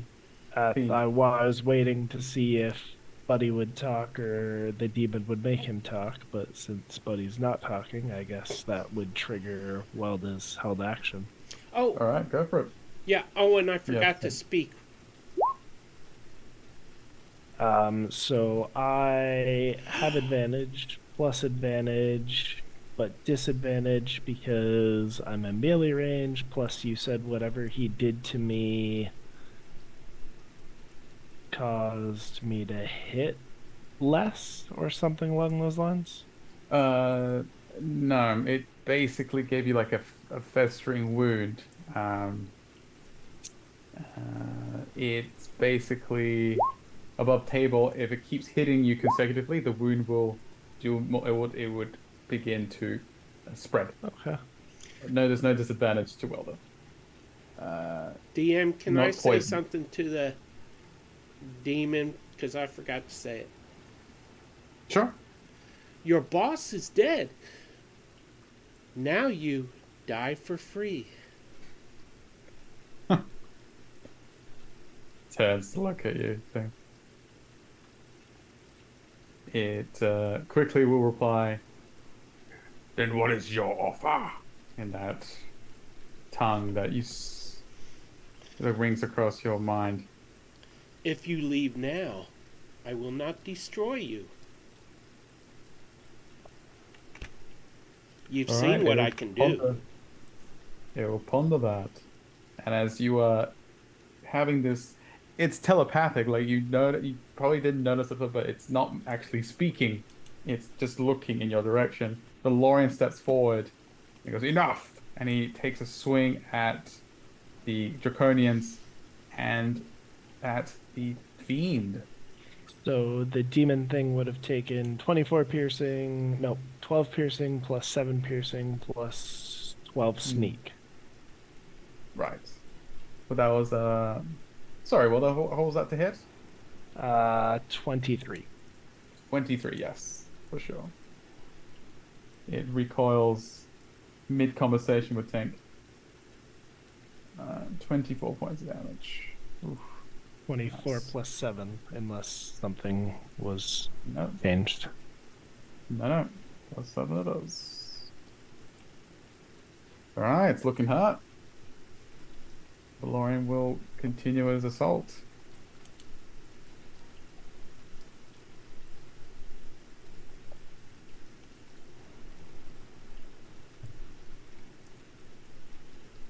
And it's all rolling for me. Come on. D&D Beyond has broken. So I'm just going to roll on D&D Beyond roll 20.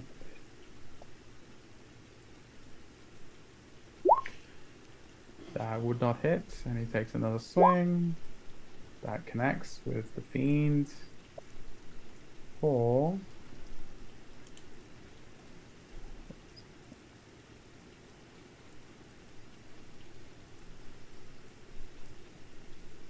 1d8 plus 6. Hold on. Let me know when I can talk. I gotta point something out. Sure. That is 13 points of damage. And it will rend this demon.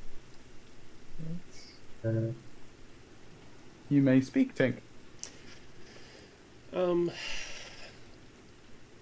It doesn't have to apply yet because I didn't remember it. But I have where did it go? I was just looking at this stupid thing. When I hit something, Thunderbolt Strike. When you deal lightning, it wasn't lightning damage, but they'll be pushed 10 feet away from me too when I hit with lightning. But in this case, it was thunder, so. All right. And as Valorian strikes the fiend, this radiant light blazes through its wound for an extra. It's a 3d8 to be fine.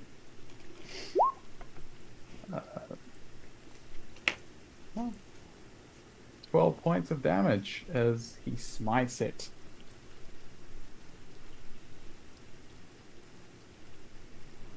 That is his turn.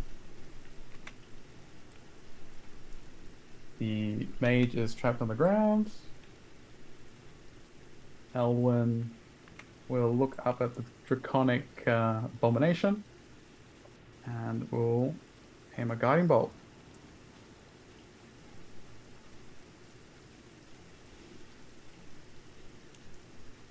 Which is not rolling. It's not nice. Let me just refresh my page. D&D Beyond. Alright. Let's try it again.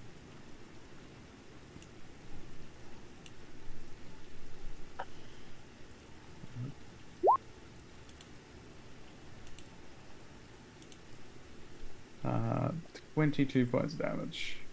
8. It was 22 to hit. Sorry, 22 to hit, 8 points of damage. Wow, wishful thinking. That's a turn. I know. But her aura wraps around this thing, giving advantage to the next hit. Mar, it's your turn. This thing is flying, right? This thing is flying, right? Yes. How high up is that thing? What about this? Did it not have a turn? Did it not move? Which thing? There's a. It it's a has not had a turn yet. It did, and then it's probably dead now, actually. Yeah, I was gonna say, if it hasn't moved, it's dead. Yeah. 'Cause it's my turn again, so. Right. So how far up did you say? 40 feet up in the air. Just launching acid at you.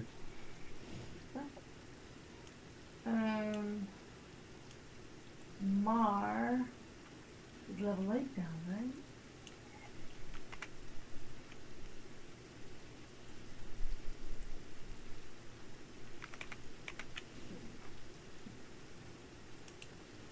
Mar is going to. I mean, it's the only thing attacking us right now, right? Here. So Mar is going to.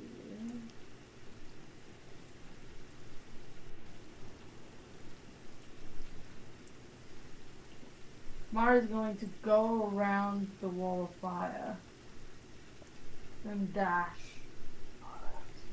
over here. to start wailing on these, but her action is to dash. All right. This lumbers across. All right. Anything else? No, so next turn she'll just attack them until she loses wild shape, and then just Whatever you try to do. protect her comrades. All right. I do gotta say though, I will have to fold. Okay. Well, as that is happening, thank you for playing, Mark. The Love fiend you. the fiend looks at what's happening, sees that its main sponsor has charged as dead, turns to you, Tink, who's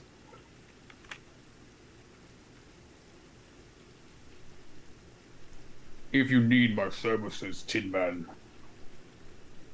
pay me now, or farewell. and he looks expectantly at Tink.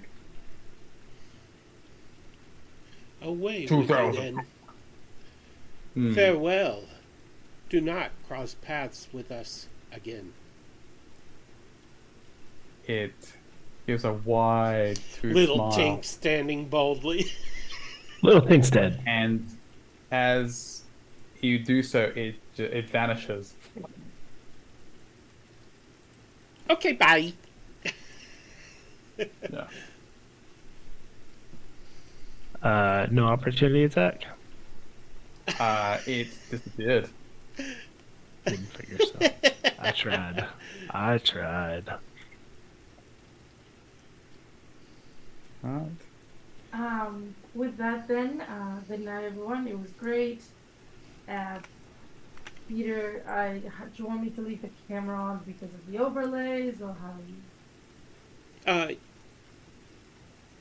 You know what? I think I have a... Let me see what screen option I have here. Oh, we're good.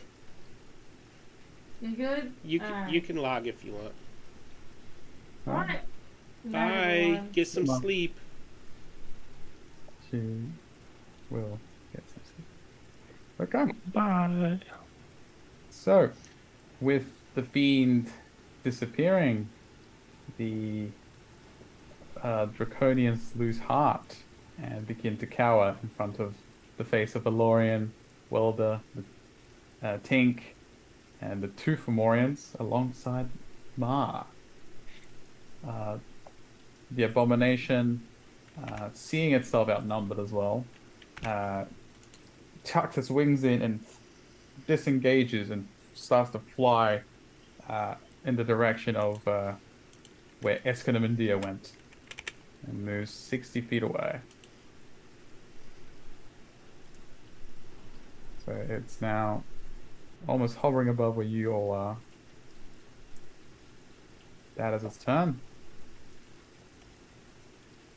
The Fomorians reach over and waste no time in clubbing the Draconians. For 20 to hit, sorry, 24 to hit, 27 to hit, and absolutely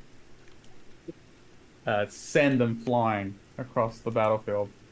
The Draconians tumble, and you see them break as they come to a stop and lie still. Those two are down. And this one also reaches over and picks up the Draconian in his hand. And proceeds to club it. 21 to grab it and clubs it in the head. 18 to hit, 25 points damage. And finishes it off as there's a loud sickening crunch as the club connects with its skull. And it drops it at Welder's feet. That is its turn. Welder. Does the bow whisper to me that the abomination is a dragon? as you look at the abomination, there's a sense of distaste from the bow. It not worthy, not worthy. It Yet the inclination it is not a true dragon.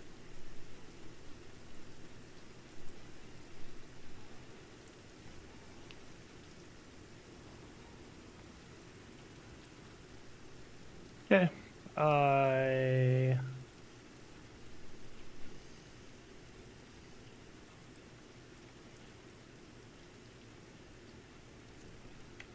will bonus action steady aim and shoot it anyway.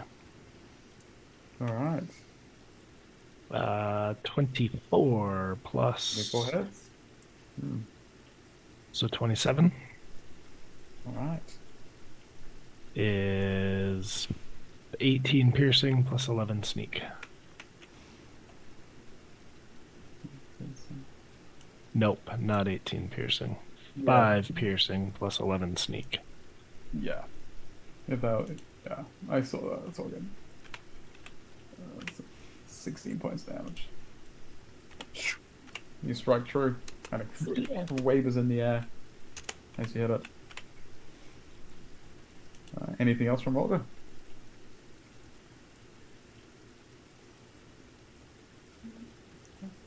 You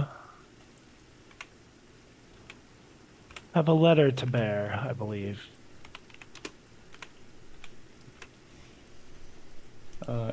To the abomination. Yeah. Okay. It hisses at the arrow that it's lodged into its wing and looks down at you. Pauses mid-flight.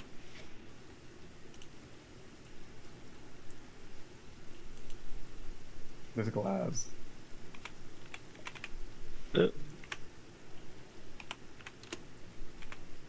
It's you have its attention.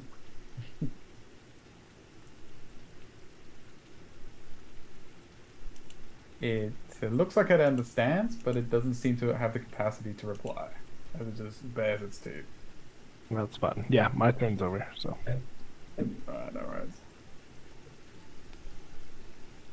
Jabberwock flies and hovers above you, Elder, and just looks at this creature that's momentarily enraptured by you.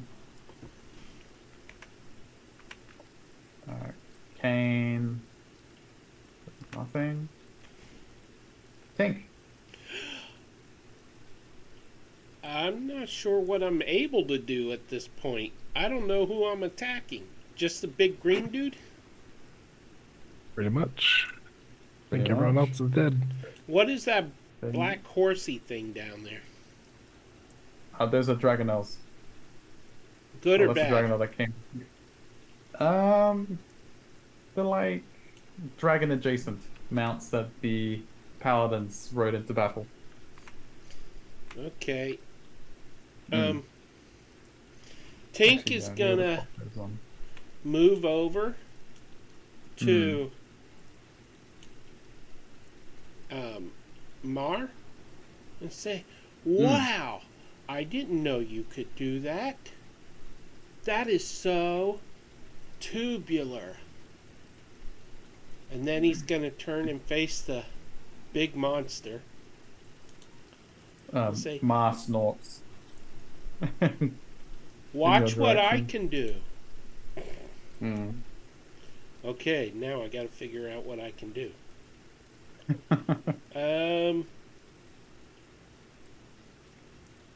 He's 40 feet in the air. Oh yeah.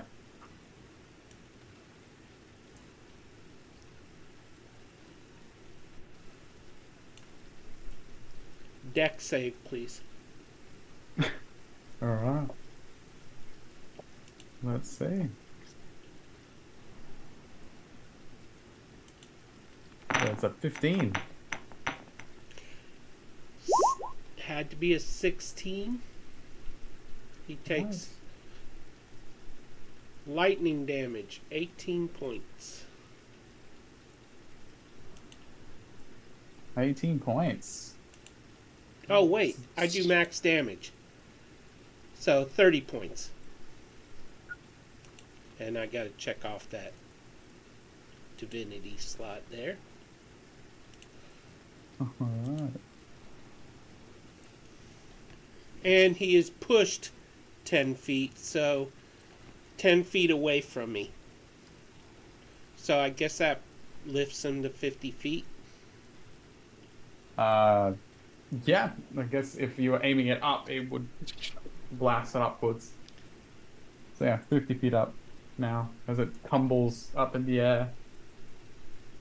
It was so distracted by Welder's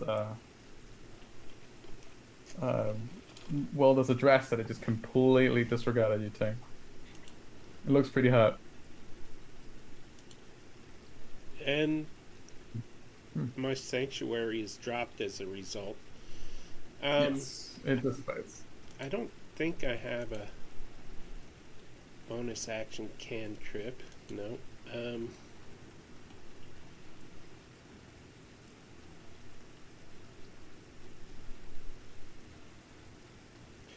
I guess that's all I can do. I'm not going to recast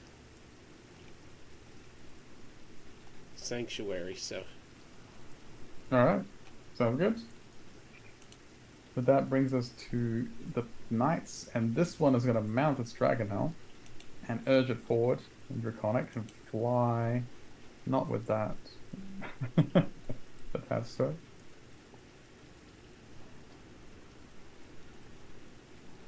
And let's how far gotta go. It will fly to the air and aim to try and cut off the escape of this creature. But it will await to see what it does. Jabberwock, but there you go. Also, I gotta point something out, too. Yes, go ahead. It forms a cylinder 10 feet tall where I cast it above me. Above. So, because of the pushback, it was knocked out of that cylinder, but if it comes closer, it will enter the cylinder again. Okay. 10-foot tall or 10-foot diameter?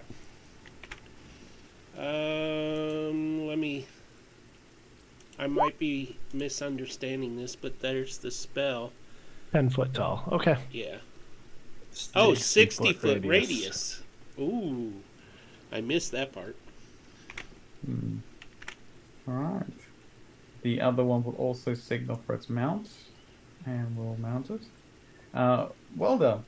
I forgot to ask you for a persuasion check with advantage against this thing. It understood you.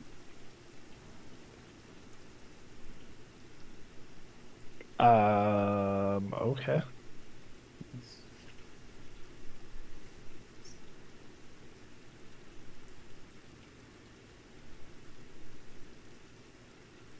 18, and I believe I get a D4.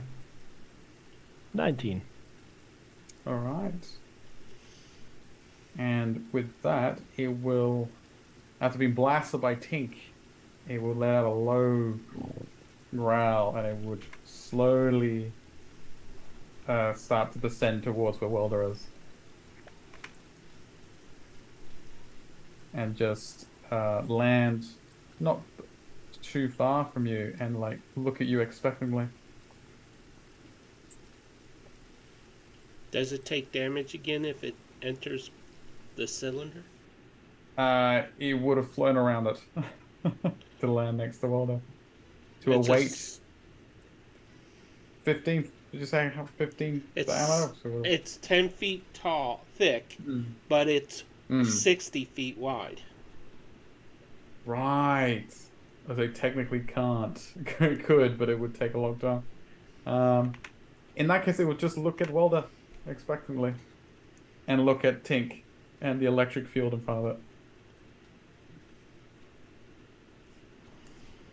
I mean, that's how I'm interpreting it. I don't know if... No, that sounds fine. Well, yeah, it More says it's lightning. a storm cloud, so Hmm. if it doesn't want to go through the storm cloud, then I guess it's staying above it. Yeah. And it Temper actually radius. says if Yeah. it's within 5 feet of that point. Um, Oh, so it's just, yeah, it's just like a storm No, cloud that's above the it. lightning bolt itself, okay. not the storm cloud. Yeah. Yeah, so no, it could yeah, it can technically fly down to Wilder. Yeah. With a cloud. The cloud, I assume you aimed it, it's above it, but it can go through it. So that's Well, what it it does. would have been above it to begin with, right above Oh, it, so but then it got pushed 10 feet to okay. the creature would be above the cloud, so it would have to descend through the cloud. Right. Okay. I believe it wouldn't take damage from that though, as it would descend to the cloud, unless you struck it again with That's lightning. that's what I don't know. I think yeah, I think that's how it works from reading it. Yeah, it would yeah, it would fly to the cloud and land next to Wilder. And you may struck it with lightning if you wish, I think. It's still within range. I can, or on my turn. On your turn. Yeah. Okay. Yes. Yeah, I wasn't For all intents and understanding it. purposes, yeah, for all intents and purposes, this thing has is no longer hostile. No.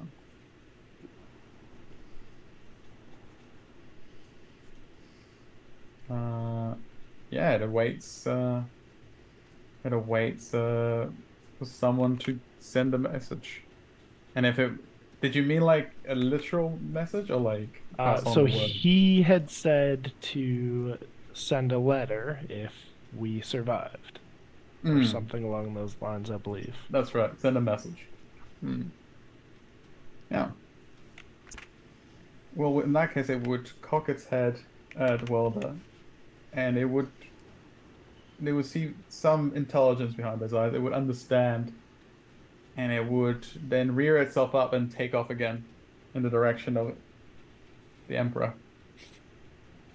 Unless anyone else wanted to attack it. No one else will, unless Tink wanted to. So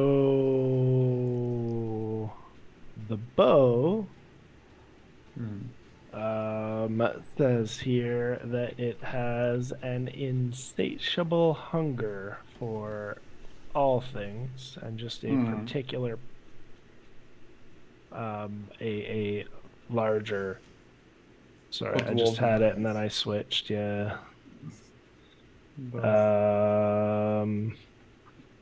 So it takes extra delight in dwarves and dragons, but And it needs feels to all feed. creatures are meant to serve its appetite. Hmm. Its hunger is insatiable and must be regularly fed. So if it is still urging Welda, Welda will shoot. Can I just say, dwarves? Really? Isn't that a bit on the nose? It's very on the nose. It's Lady Cressa. Granny Cressa. So. Yes, not me. Yeah. So yeah, if It's turn it to fly didn't away, come but back to yeah. me and the bow is urging me to shoot, I will shoot. That's all I'm I saying. would, yeah, that's fine. I would say do me a wisdom save. See if you give in to the bow's desires. I mean, I'm not trying to. Resist it. No, if Okay, then you should. Yeah, you can shoot. yeah. Go ahead. So 28. Dang. You Alright, roll high 28. with that thing. Yeah. For whatever that is. 5 piercing, 17 sneak. Right. For 20. Okay. Nice. It as it turns to fly off, it just everyone sees Welder just pierce it with his bow. That glows with its that insatiable hunger, I and this thing guess almost falls out of the sky. since he took a shot, I guess Tink will take his opportunity attack too. Go ahead. Guess you can. It's falling from the sky. Is it dead? It's for yeah. It's like it flew up. You shot it, and it's like it went clean through the other wing, and it's kind of like tilting Okay. down to the ground, So not dead, just very, very wounded. wounded. I hit it with chill touch, Hits. assuming a 26 hits. Oh yes. And I do 6 points of damage, but most importantly, it has So- disadvantage on attacks till the end of my next turn. Okay. Right? How did Am I Tink want- remembering that right? Yeah. How Oh does no, Tink it wanna can't finish the gain deal? hit points until the start of the next turn. It can't heal. Yeah. Yeah. Got it mixed up Which- with that slap one. Yeah, which I forgot to mention, it has been doing so. Like it's the wounds it has taken have been mending, but the damage it just took was way too much for its regeneration to keep up. And as you reach for your chill touch, how do you finish it off, Tank? Seriously? Yeah. Wow. Yeah. This kill is in Yeah. honor of Welda. Welcome back. And Welcome back. and the hand detaches from my robot body and shoots up and right through it. Like a block of ice hand. And then it returns to normal, comes back and reattaches. Yeah, as you see the gore from this creature explode outwards from the hand that punctured it from behind, it just goes limp and plummets to the ground with a. Your messenger is dead. And before it reattaches, the hand hovers in front of my mouth, and I go like that, and then it reattaches. Well, and that is the end of that. I will look to Tink. Did I do good? Pat above the head, but Eclipse says you have still not slain a dragon. To me? Yes. Mm. Well, good things come to those who wait. Or so I've been told. Well, I wasn't really told that. I don't know if I was told that. I don't remember. But I think I was told that. Forgot I was a reborn for a second there.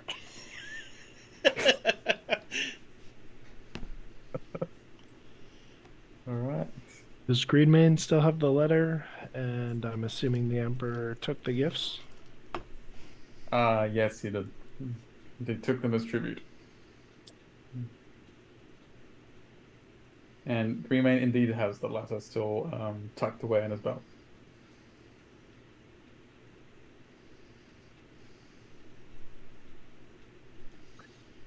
Is Tink's zone of truth still up? Is that visible or is that invisible? Would I know if it's still active? It's Good active. question. It's not concentration, right? So, well, let me check real quick. It is not. No, it lasts for 10 minutes. 10 It's still minutes, up. yeah. We'll look to Elwyn somewhat in distress after being betrayed by Tav already, knowing that she has spoke to the dead previous.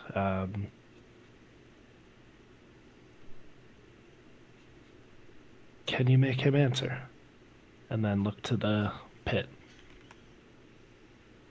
She walks over. She looks at you.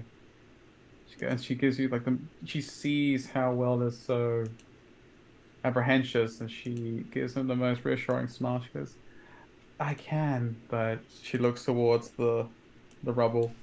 I might need some help extricating him from that. Without a word, Valorian steps forward to begin shifting the rubble.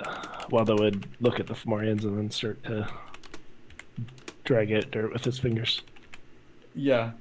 As Valorian starts, the Fomorians look at Wilder, step forward, and with one massive like scoop, just fling back the whole mound of dirt, leaving Valorian like covered in it.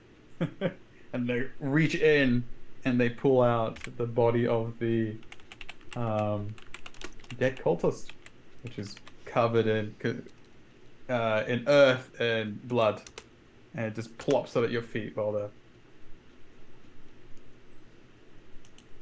she steps forward. Elden steps forward and begins to cast Speak with Dead. She reaches out and her aura shimmers and wraps around in tendrils around the body, and it snakes down through it into its open, gaping mouth and lights its eyes with that green energy. And it arches up and looks at you, Wilder, and her. She goes, "Ask your questions."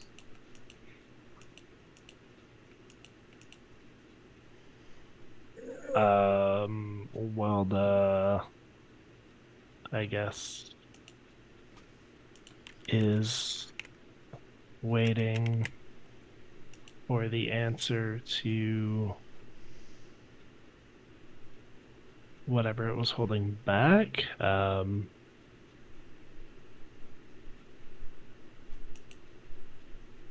Right. Uh, So would that be? well, I guess look at it. Hmm. Not really understanding how any of this works, Hmm. and say,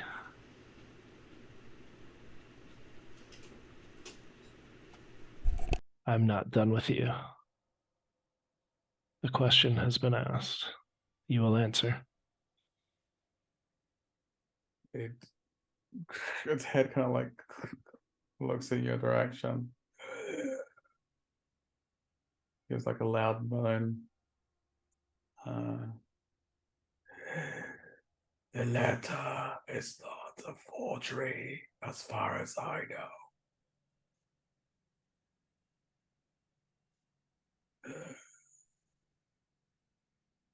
Who gave it to you? Resmia.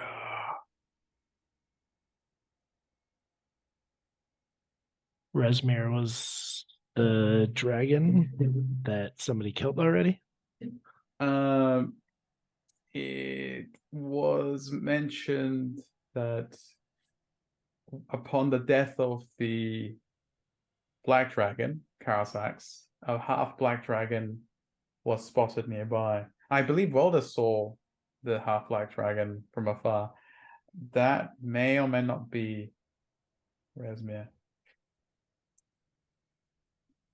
On the banks of the when you were ambushed, you did see signs of a high-profile cultist. Uh, that may or may not be Resmir. How do I find them? The castle.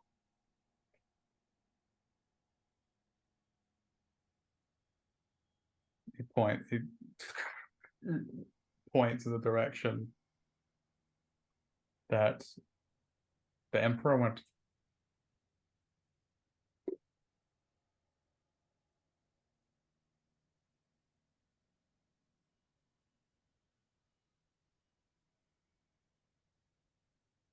You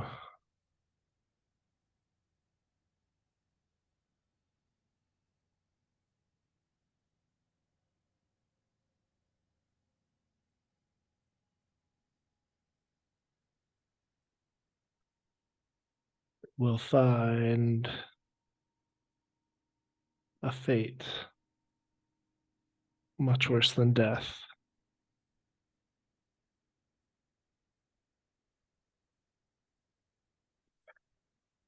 Just cocks If its this head is the other not way. true. And I stuff him in the bag of holding.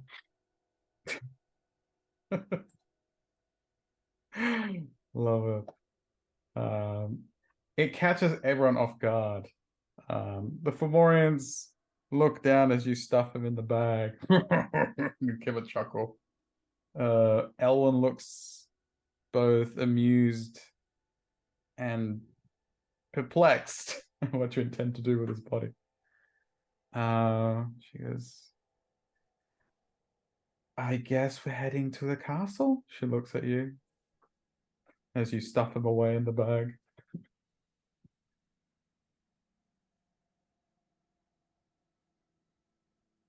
Looks totally... I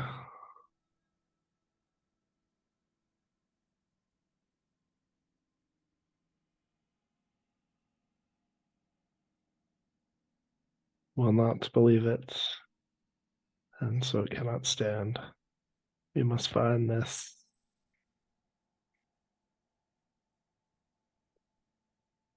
Romorans. The question is still unanswered. Good nods.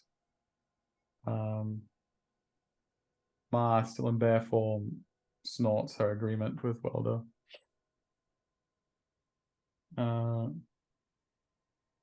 And with that, I guess we could leave it there. I do believe, if I recall, you found a letter once that talked about the fortress that you were going to now, and it was signed by someone with the initials R. So this may be that Resmir that is spoken of. So it's the letter that Wilder read a while ago. That was found in the Dragon Hatchery. A letter that Welder read in a dragon hatchery. Interesting. Yes. It was a while ago. But, A letter that I gave away, probably. Who did I give it to? That is the question. I believe you read it before you did give it away, yes. Yeah, I just have to see if I have any notes on it. If you don't find them, I can pass them on to him. I think I have them somewhere. Abeir map and notes gave to Colana. Oh, okay. Well, I would say that she would have left those documents with Ma. Okay. Yeah.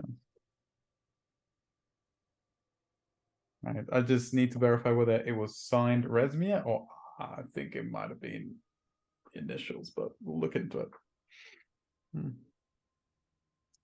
Yeah, I don't have much more notes than that. It seemed more relevant to her, I think. All right. Well done. Yeah. You didn't have to fight an Tink. emperor. Tink for the win, and everybody else Tink did the for the win. cleanup. Oh, you While didn't. the strolls in and does nothing. Oh. Thank you everyone for tuning in. And Tink is on mute. I didn't even realize you were talking about me. I'm so used to playing Tav.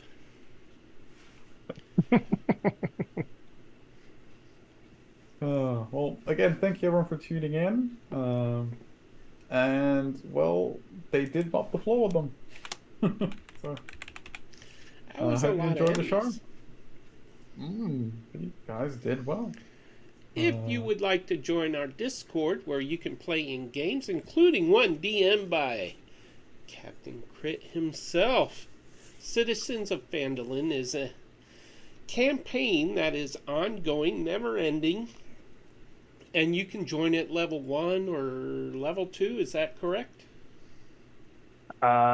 Yes. For a new player, some people don't like to go in and feel disadvantaged or underpowered or not being able to pull their own weight. So, reach out to me if you're interested in joining, but don't want to be less than equal. There you go. And it's a There you go. great adventure. And he's been on vacation, so everyone's jonesing for it right now. You can click our link to join our Discord and message Belvedere is the name you will be messaging in our server. Yes, session tomorrow night may still have room. Session event for Saturday night will be posted shortly. Ooh. Okay.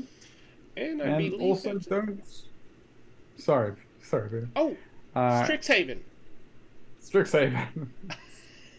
If you enjoyed my draconic tyranny, fear not. It takes a different shape in Strixhaven where tardiness is not tolerated. Join us on live on Saturday. Details are on the channel. Feel free to stop by and show your support. I think that's it. All right. And Thank you Dragonlance on again. Monday, And that. 8 o'clock. And Yeah. Metas. And on Wednesday. Yeah. And yeah, Alright. just You go to you our guys better announcements channel.